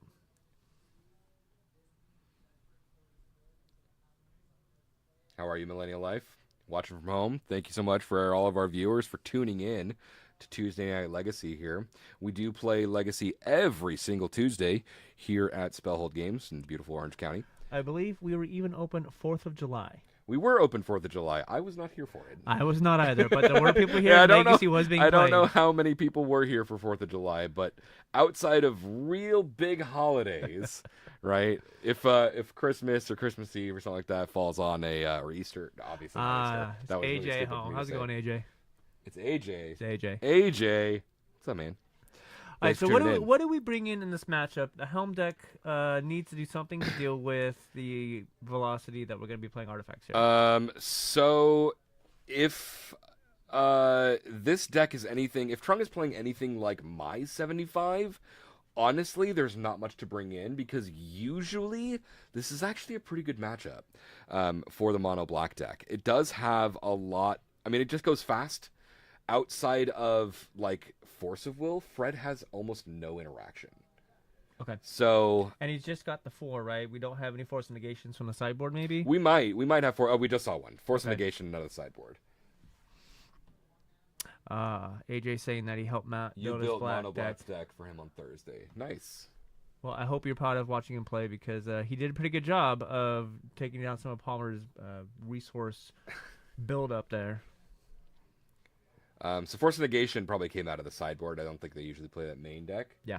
So Fred was probably bringing in Force Negation. It looks like Trung is looking at taking out 2 Beseech and an Ill-Gotten Gains, which is a really, really cool tech for this. Now, one of the things that Trung is bringing in that some decks are playing and some decks aren't are Chalice of the Void. Okay. Chalice of the Void just on 0 Yeah. takes out a lot of Fred's stuff. Now Fred is also a Chalice deck, and he can play Chalice on 1 moderately early just by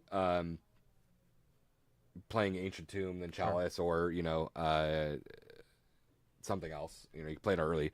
What does a Chalice on 1 do against? I mean, it takes off it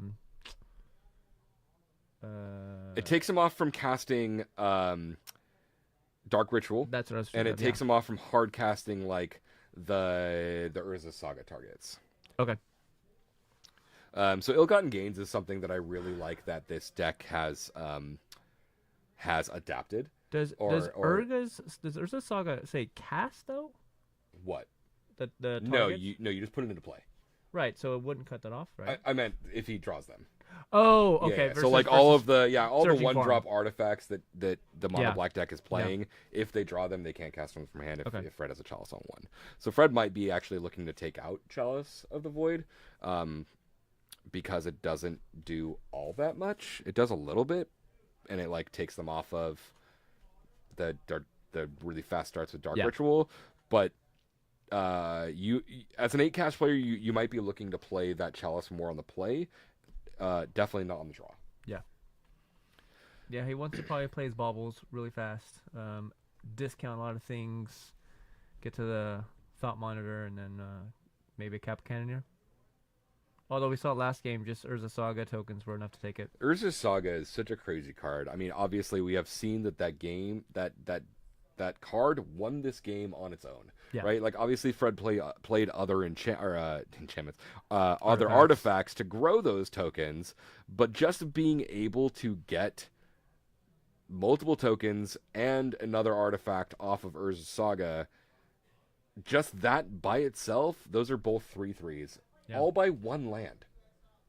Now I see Trunk's hand. He's got a Chalice. He's got at least 2 Bowmasters. He's got Sagas. He's got a lot of stuff going on here. A lot of stuff you had talked about being pretty decent in the matchup. Now it looks like, was that an Urborg? Trunk might have. Yeah, it looks like there's an Urborg there. I was gonna say Trunk didn't actually keep any non or Black Source lands, but he did. It looks like there's an Urborg there.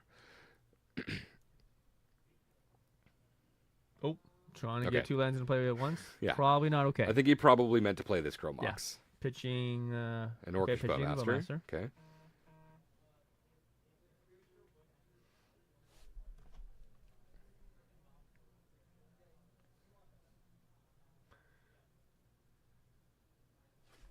Deciding if he wants the Bowmaster or not. I mean, wouldn't you just wait? No, I guess not. I mean, you probably just want to go as quickly as possible, especially because Trunk's not looking at a lot of action in his hand. Yeah, but doing it now versus doing it in response to a draw on Fred's turn.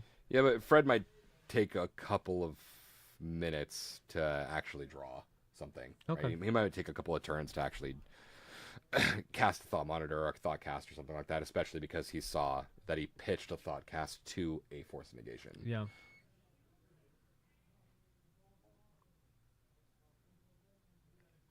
Trung has drawn a Dothy Voidwalker here, which he can cast off of this Crow Mox. There's a possibility that Trung just wants to go all in on this Urza Saga. It's a decision that he's got to make, though. Swing for 1. Yeah, save attack here. You could trade, which I'm curious why. Okay. Looks like Fred is actually going to do that. He didn't realize. Oh, there's a counter. It's a +1/+1 counter on it. Okay, I was thinking Fred was representing its power. Yeah. So Trung looks pretty upset about what he just did there. I would be. I mean, I don't want to say he misrepresented it, but it does appear as if it's a 1/1 versus having a 1 counter on it. Okay. All right, we're casting this Dothy Voidwalker.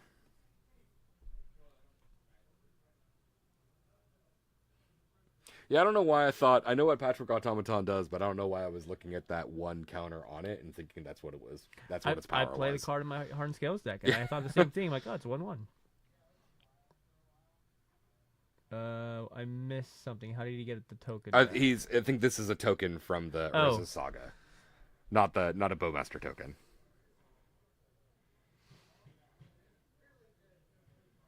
And it is a 2/2 because of the Chromox. Okay.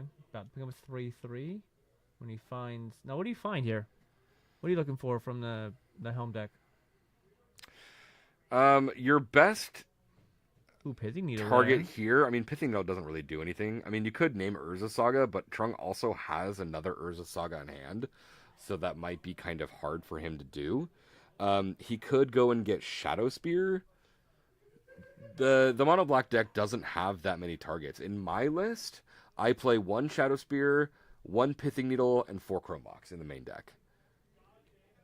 And Chromox isn't going to do anything for him either. I think at this point for racing, maybe we just want the Shadow Spear to make some of your things bigger. You've got the Dothy that can't be blocked, right? So you can put it on that to get some incremental damage in and life gain. Yeah, that's probably good. He goes for Pithing Needle. But he goes for Pithing Needle. Maybe he's not playing the Shadow Spear, or he boarded it out. Maybe he didn't think it was relevant enough. That's fair. But he goes for Pithing Needle. I'm wondering what it names here. I guess we'll find out if Urza Sagas aren't activated. Yeah. Maybe he just doesn't. Well, he's got an Urborg in play, correct? He does have an Urborg in play. Okay. So the last card in Trunk's hand is a Dark Ritual.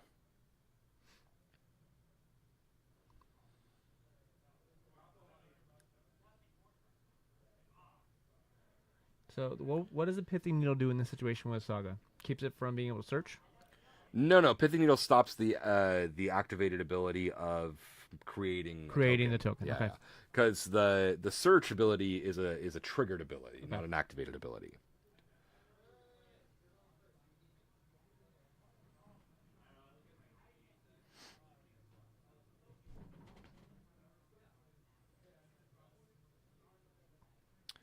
Trung has drawn that looks like another Urborg.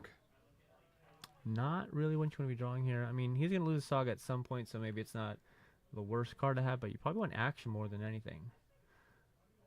Now, Fred can just make a token, and that token will be pretty big in response here. Unless he's called True. Urza Saga on the Pithing Needle.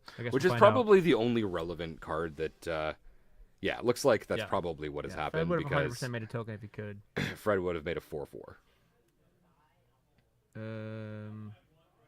Okay. Oh. Okay. So well, he we were didn't wrong. name Urza Saga. Why would he? Okay, I'm confused as to why he wouldn't have blocked. Maybe he was afraid of some sort of a spot removal spell or something like that.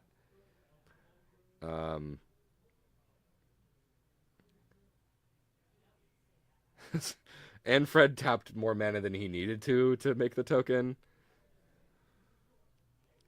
Yeah. Fred is wondering what to do here. Haywire Might, I just saw this from Fred's deck. Haywire Might is an interesting card that this deck plays. So it can play it, but the only green sources that this deck plays is Mox Opal. Okay. It doesn't play any green lands, which is really interesting to me. Okay. So he is playing getting another Urza Saga in response or before the trigger. Oh, is that a Boseiju? That is a Boseiju. You're right. They do play a green land. Okay, but I feel like wrong. this Shadow Spear might be enough to swing things in Fred's favor at the moment. Oh, it's huge. Fred's now because he can equip right now. 1, 2, 3, 4, 5, 6. That is 6 artifacts. He can equip right now by sacking the Lotus Petal or just playing another land. Okay. And now that's a 7/7, so he's going to be swinging in for 8 with Trample. And lifelink. Huge.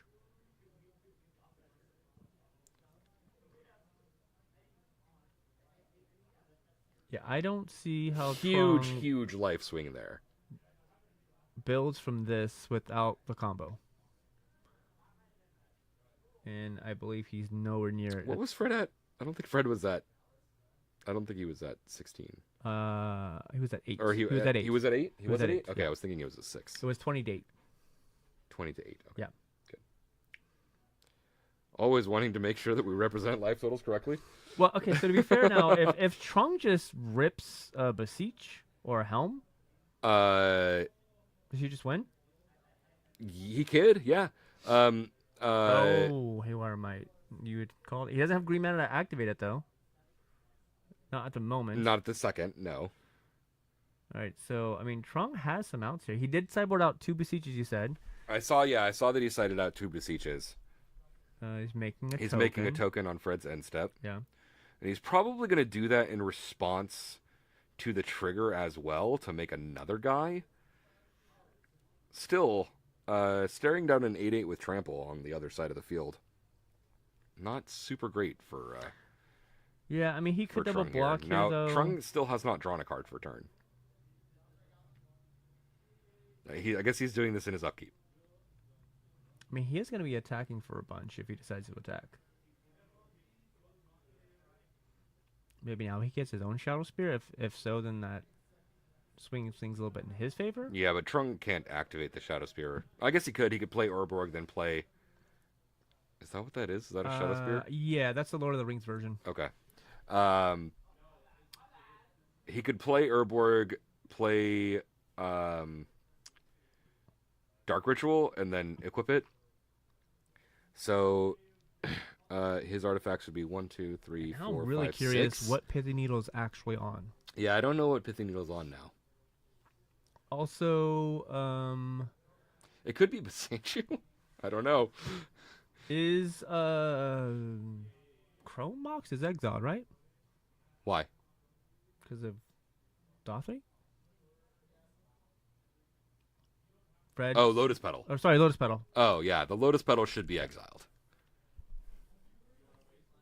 Nope. Okay. This is the line that you So had this mentioned. is a Dark Ritual that he's going to be equipping here. Do you equip to something an attack?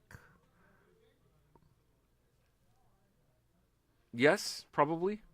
It looks like he is going to be... I mean, he's got 3 6/6s on the field, 2 of which can attack.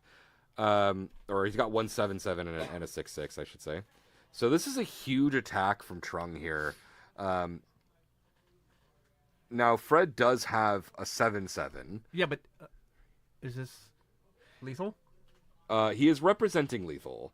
This is 7 plus 6, 13. This is exactly lethal. Okay, but the might does gain life. If it dies, the might gains life, but it's not going to die because Dothi Voidwalker will exile it. Okay, that's important to note.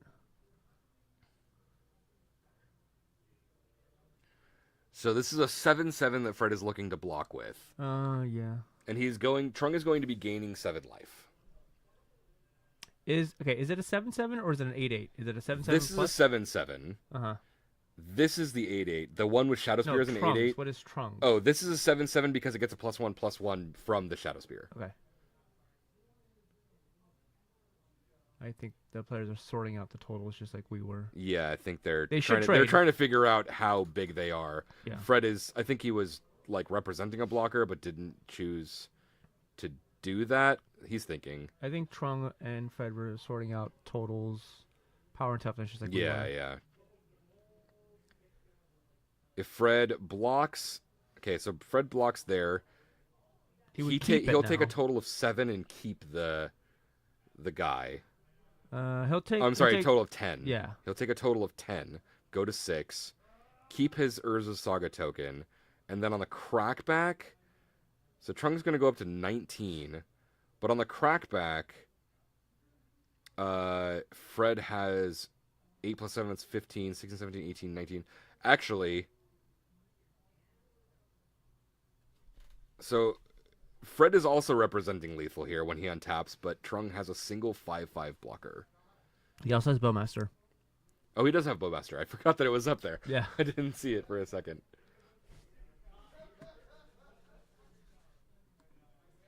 He has another Dothi in hand. Okay.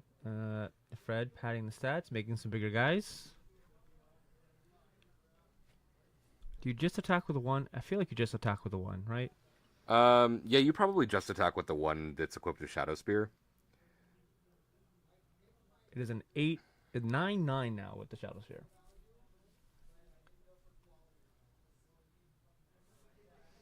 Oh, we're in game 2.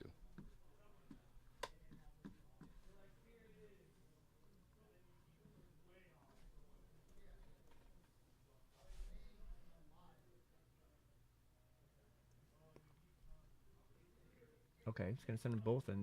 This is lethal? Not exactly lethal. No, this is 9 plus 8. Yeah. That's 17. That's too short.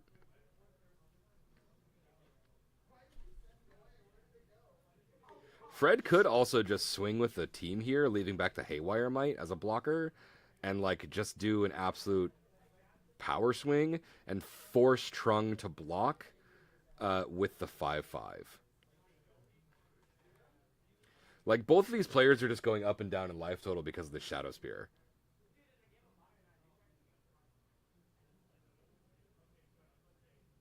Oh, we're gonna Otawara something here. So he is attacking. Yeah, he is attacking with that. That's lethal. Yeah. He's got the Bowmaster. Yes. Well, it's representing lethal, I should say. Yeah. So that's 9, 10, 11, 12, 13 that he is taking, and then he is going to be gaining 9 life.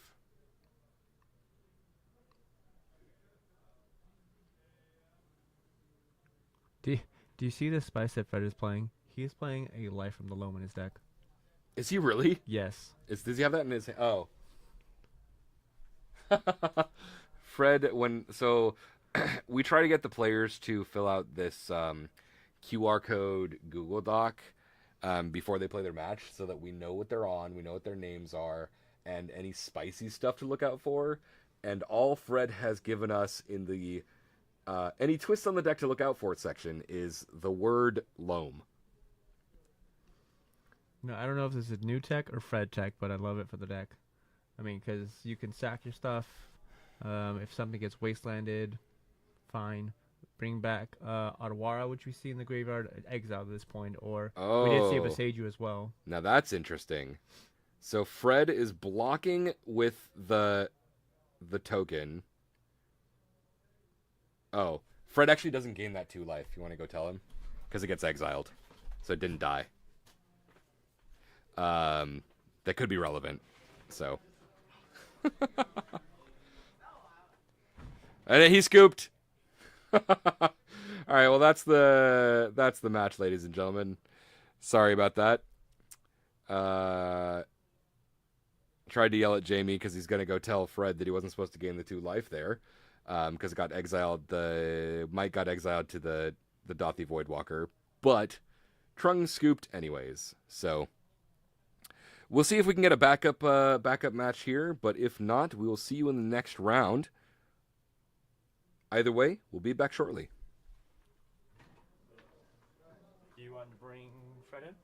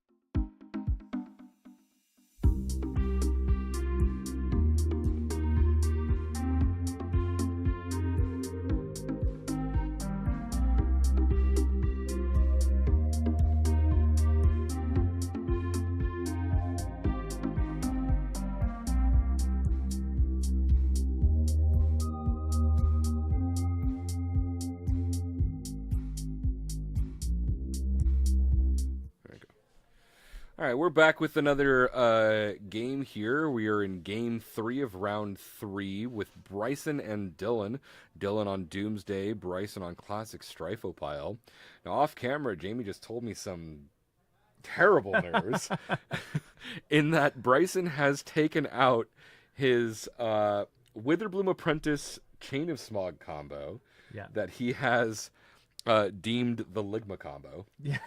Amongst other things. Amongst other things. And I'm upset about it. Had been a staple. I think he's leaning a little more into Dak Faden right now, and I think he's enjoying the Dak Faden Bowmaster interaction. No, Dak Faden Bowmaster is really fun if you make your opponent draw some cards. Yep. Now we have actually seen, we're looking at a Dothy Voidwalker on Dylan's side here, which is kind of interesting.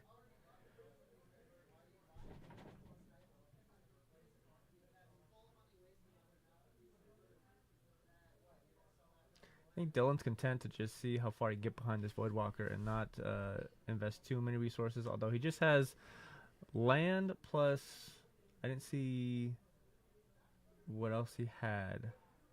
I think it was land Dark Ritual in Dylan's hand. I think so.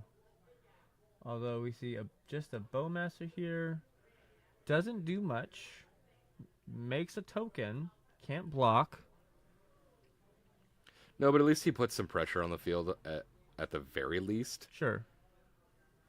But the shadow on the Voidwalker is going to make it difficult for him to do much. There we go. We got a real token. Got a real token there.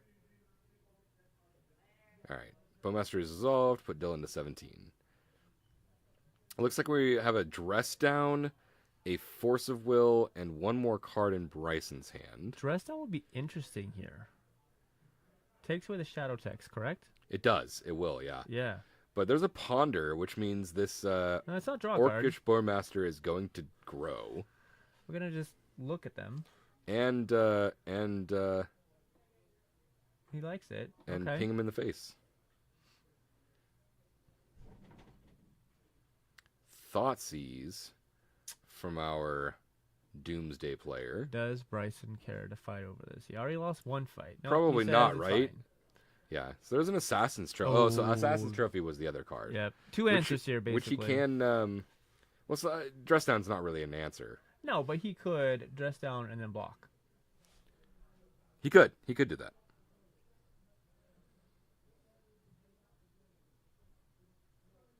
Yep. More to note. Ooh. That could be important that he now has an Assassin's Trophy under Dothy. Yeah, but then Dylan gets rid of his only threat to kill a thing. I mean, Bryson's got some good things in that deck.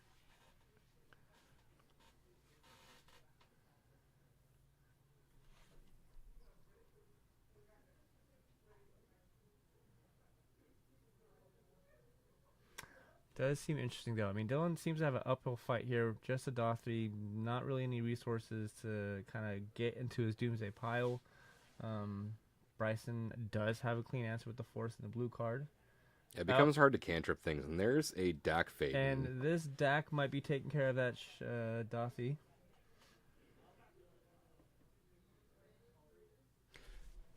Does Dak Faden say...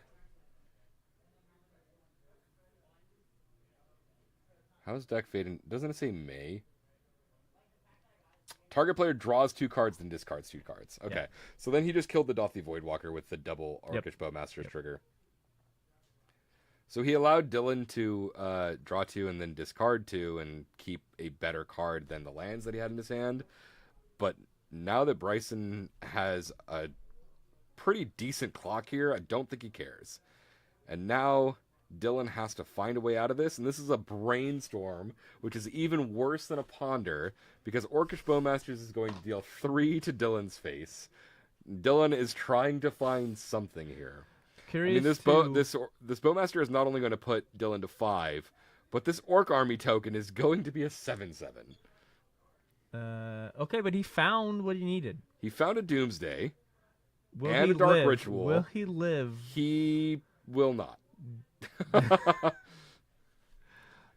Because he doesn't have the other cards in hand that he needs. Yeah, he's not going to get another draw step. He doesn't get another draw step. So, like, if he had drawn like if in this pile of cards that he had in his brainstorm was like Doomsday Dark Rit card that allows you to draw a card, Sure. quite possibly. Yeah. Right? If it was Edge of Autumn or What? I mean, Dylan knows he's dead. I think he's just going through the motions at this point. It keeps Bryson off of being able to force something. Yeah, but he just swings and he's dead. Yeah. But, I mean, Bryson might have to play around. So he's thought seizing, putting him to 3. Now he's doomsdaying. But I don't think that there is a way that Dylan wins because he can't draw any cards. So he can choose 5 cards and put them back into his library. But then what? Then nothing. I think he's scooping. Yeah, I think he's just conceding. I think is what's happening here. Had he? Okay, yeah, that's exactly what happened. Had he had a life total where he could have drawn, I think he could have put himself in a position to win on the next turn. I mean, even if it was like Street Wraith, he could have gone to 1 and done like Edge of Autumn, something, and then try to play Thoracle. Like, I'm not a Doomsday player, so I don't really know. That deck has too many lines for me to try and calculate, and I've played against enough times to know that I'm not going to get the pile right. I just don't want to look at. Yeah, I don't. One of the reasons that I don't play, I love my combo decks, but one of the reasons I don't play Doomsday is because I don't want to think that much. Yeah. I don't want to think about. I don't want to look at my entire library and choose 5 cards and exile the rest. Like that just doesn't sound fun to me, and then I have to lose half my life total.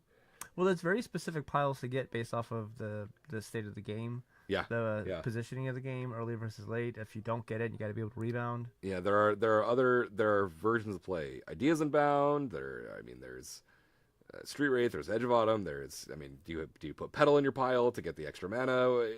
There's a lot of things you have to think about, and I don't oftentimes like to think that much. So, but we do see Bryson pulling off his favorite combo of Dak Fade and Bowmaster, and that was definitely enough. Something we talked about at the beginning of the game. We're gonna take another break here, see if we can get a round 4. If we do not get a round 4 for whatever reason, we'll come back on and say goodnight. But we're gonna take a little break. We'll come back for either the end of the stream or round 4. Stick around, everybody.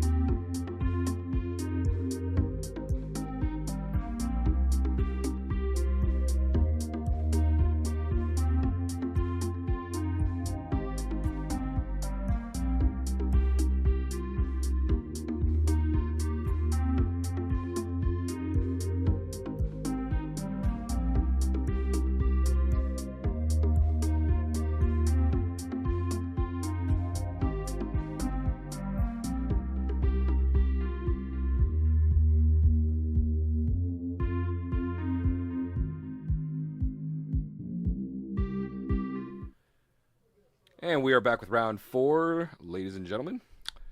We have Steven again on camera, playing Black Initiative.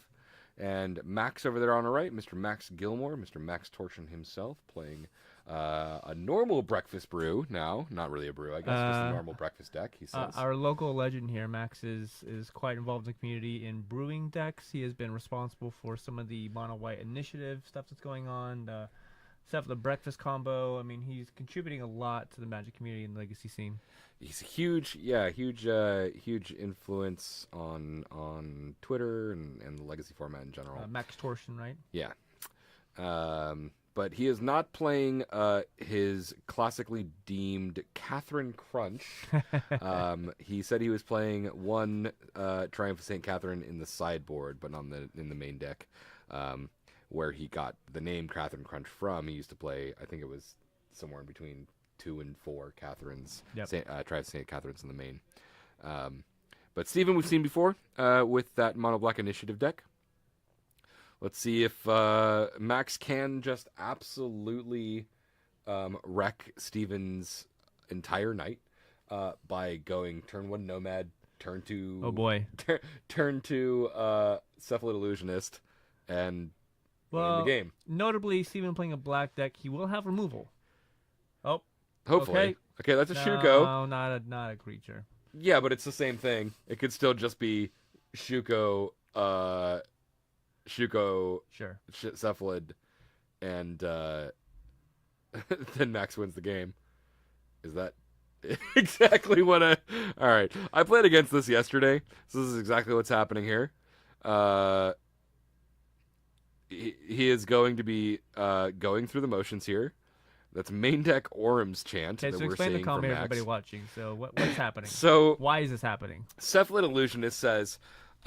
whenever it gets targeted by an ability, I believe a spell or ability. Let me actually pull up this card here.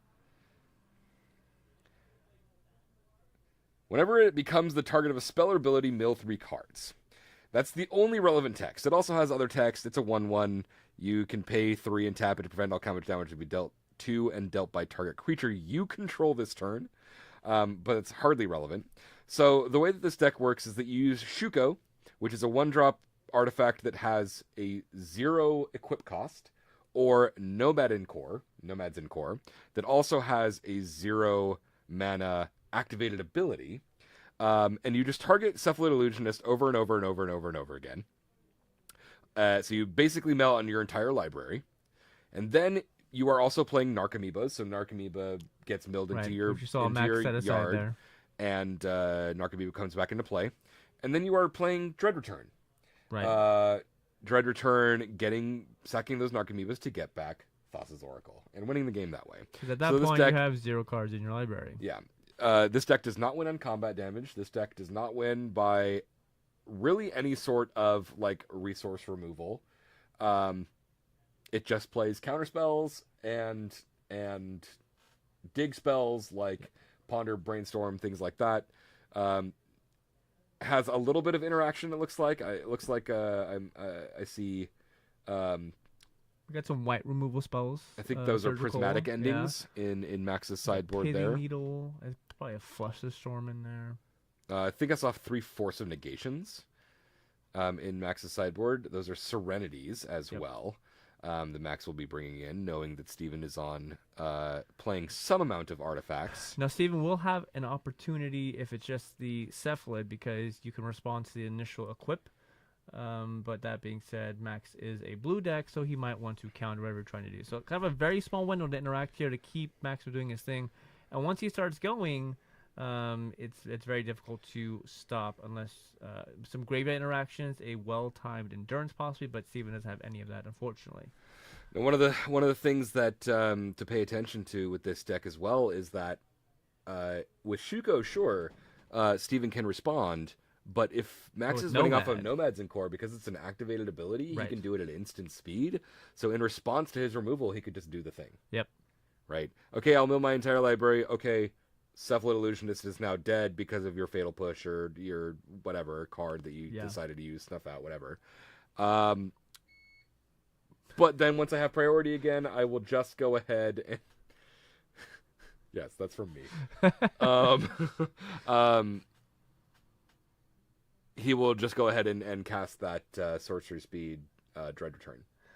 While the players are finishing up for Game 2, one final reminder, this Sunday, the 22nd, we are going to have our Legacy event at 12:30. Again, it is a win a duel. Show up and win a duel. $40 entry, but if you do have credit through Collector Legion or Spellhold, you can use that. And then Friday, we do have our Double Up event this week. It is modern. It is mostly modern except for the first Friday of the month when it would be Legacy. Double pricing, but double entry. It's a $10 entry, but you could win up to $64 in credit, I believe. If you go 4-0, you get $64 in credit. I went undefeated a couple of weeks ago with Enchantress and won a lot of prizing. So, super worth it to come out on those double ups. Yeah, and I mean, if nothing else, it's just another night to get out and play some Magic. So, which is never a bad time. Never a bad time. Are you going on Sunday? Undecided. I am a big Detroit Lions fan. I have a friend who's a big Baltimore Ravens fan, and they play this weekend. And both teams are at the moment not bad. So what's a sports ball? Right? No, but aside from that, my daughter's birthday's on Saturday, so we might just be hanging out on Sunday and relaxing. Okay. Well, magic over football, magic over family, right? That's what they say. I don't know if you heard the wise words written on those ancient walls. I was talking to Jonathan because I didn't get to come out on Monday. As I just put together an updated Hardened Scales list. I had my Agatha Soul's Cauldron. I was ready to play with them. Hardened Scales is really scary. And then I get a text from my daughter on the way home. Are you going to be home tonight? Because I need help with my math homework. And so... math homework over Magic 1. You should have said, no, I'm not going to be home. Sorry. So my Hardened Scales deck has to wait another week to get out. You play online at all? Funny story. I was playing online regularly when Infect was not horrible. And then I stopped playing and I forgot my login information and I don't have access to my deck at the moment. So, I mean, can't you just get your login information again? You just forgot your password. I have tried and have not found steps to actually recover my password. Oh. It is not as easy as I'd like it to be. Yeah? Not just forgot password, click here. No. Interesting. Is that a Cabal Coffers? That is. We took Cabal Coffers from Steven in his hand. That's an interesting card for him to play. I mean, obviously he gets some mana, but it really only works late game. Okay. What are we doing now? We are okay. Dothy Voidwalker huge is a very good card from Max here. This Max is probably a brainstorming response. Yeah, I mean Max can also just be very patient and not try and calm off until he has an answer. But that does stall and buy Steven some time to build stuff up if Max does not have an answer. It's really interesting that this blue-white deck is a graveyard deck. Ends up being a graveyard deck. Yeah, that's fair. Had to expect Max had at least one answer. Ooh, but maybe Force of Will or Daze. Get rid of an Narcomoeba. So he still has to have the other three. He has to have the other three. He has to have the other three. If he ends up drawing a Narcomoeba, he has to navigate the matchup to where he needs to hard cast that first Narcomoeba. Yeah. And then do the thing. We do see part of the combo coming after those. Stoneforge is going to get that Shuko. So it could get Shuko, but this deck also does play Cauldron Complete. So that it can. You can't see my face right now, but I'm very surprised by that. Yeah, it does play. It does play a Cauldron Complete because I mean, what if your opponent activates or Pithing Needle Shuko or has some way to activate it? Right, Karn makes it so you can't activate it. So having like a quote unquote mid range game plan, a non-combo plan. Is that Cauldron on the bottom there? There's the Cauldron Complete right there. Also, interestingly, Steven played a third land and passed. Not the build-up I think he needs to combat this deck. That does look like an Archon of Cruelty. We were talking about this a little earlier. I wasn't sure if he had played it or not, but obviously he didn't play it on field, but I didn't know if he had it in hand. And there's the Illusionist. And Steven says, I got nothing. Yeah. He's look at all these really expensive cards that I had on hand. I'm really surprised that Steven didn't fire off the Grief. Steven could have fired off the Grief before playing the Dothy Voidwalker to try to rip out a counterspell. Yeah, or something. And then because he had drawn, I think he had drawn Grief Return, or he had Grief in hand when he played that Dothy Voidwalker. So he probably should have played that Grief first, try to rip a counterspell or bait a counterspell, and then play the Dothy Voidwalker after that, and make Max answer it. Yeah.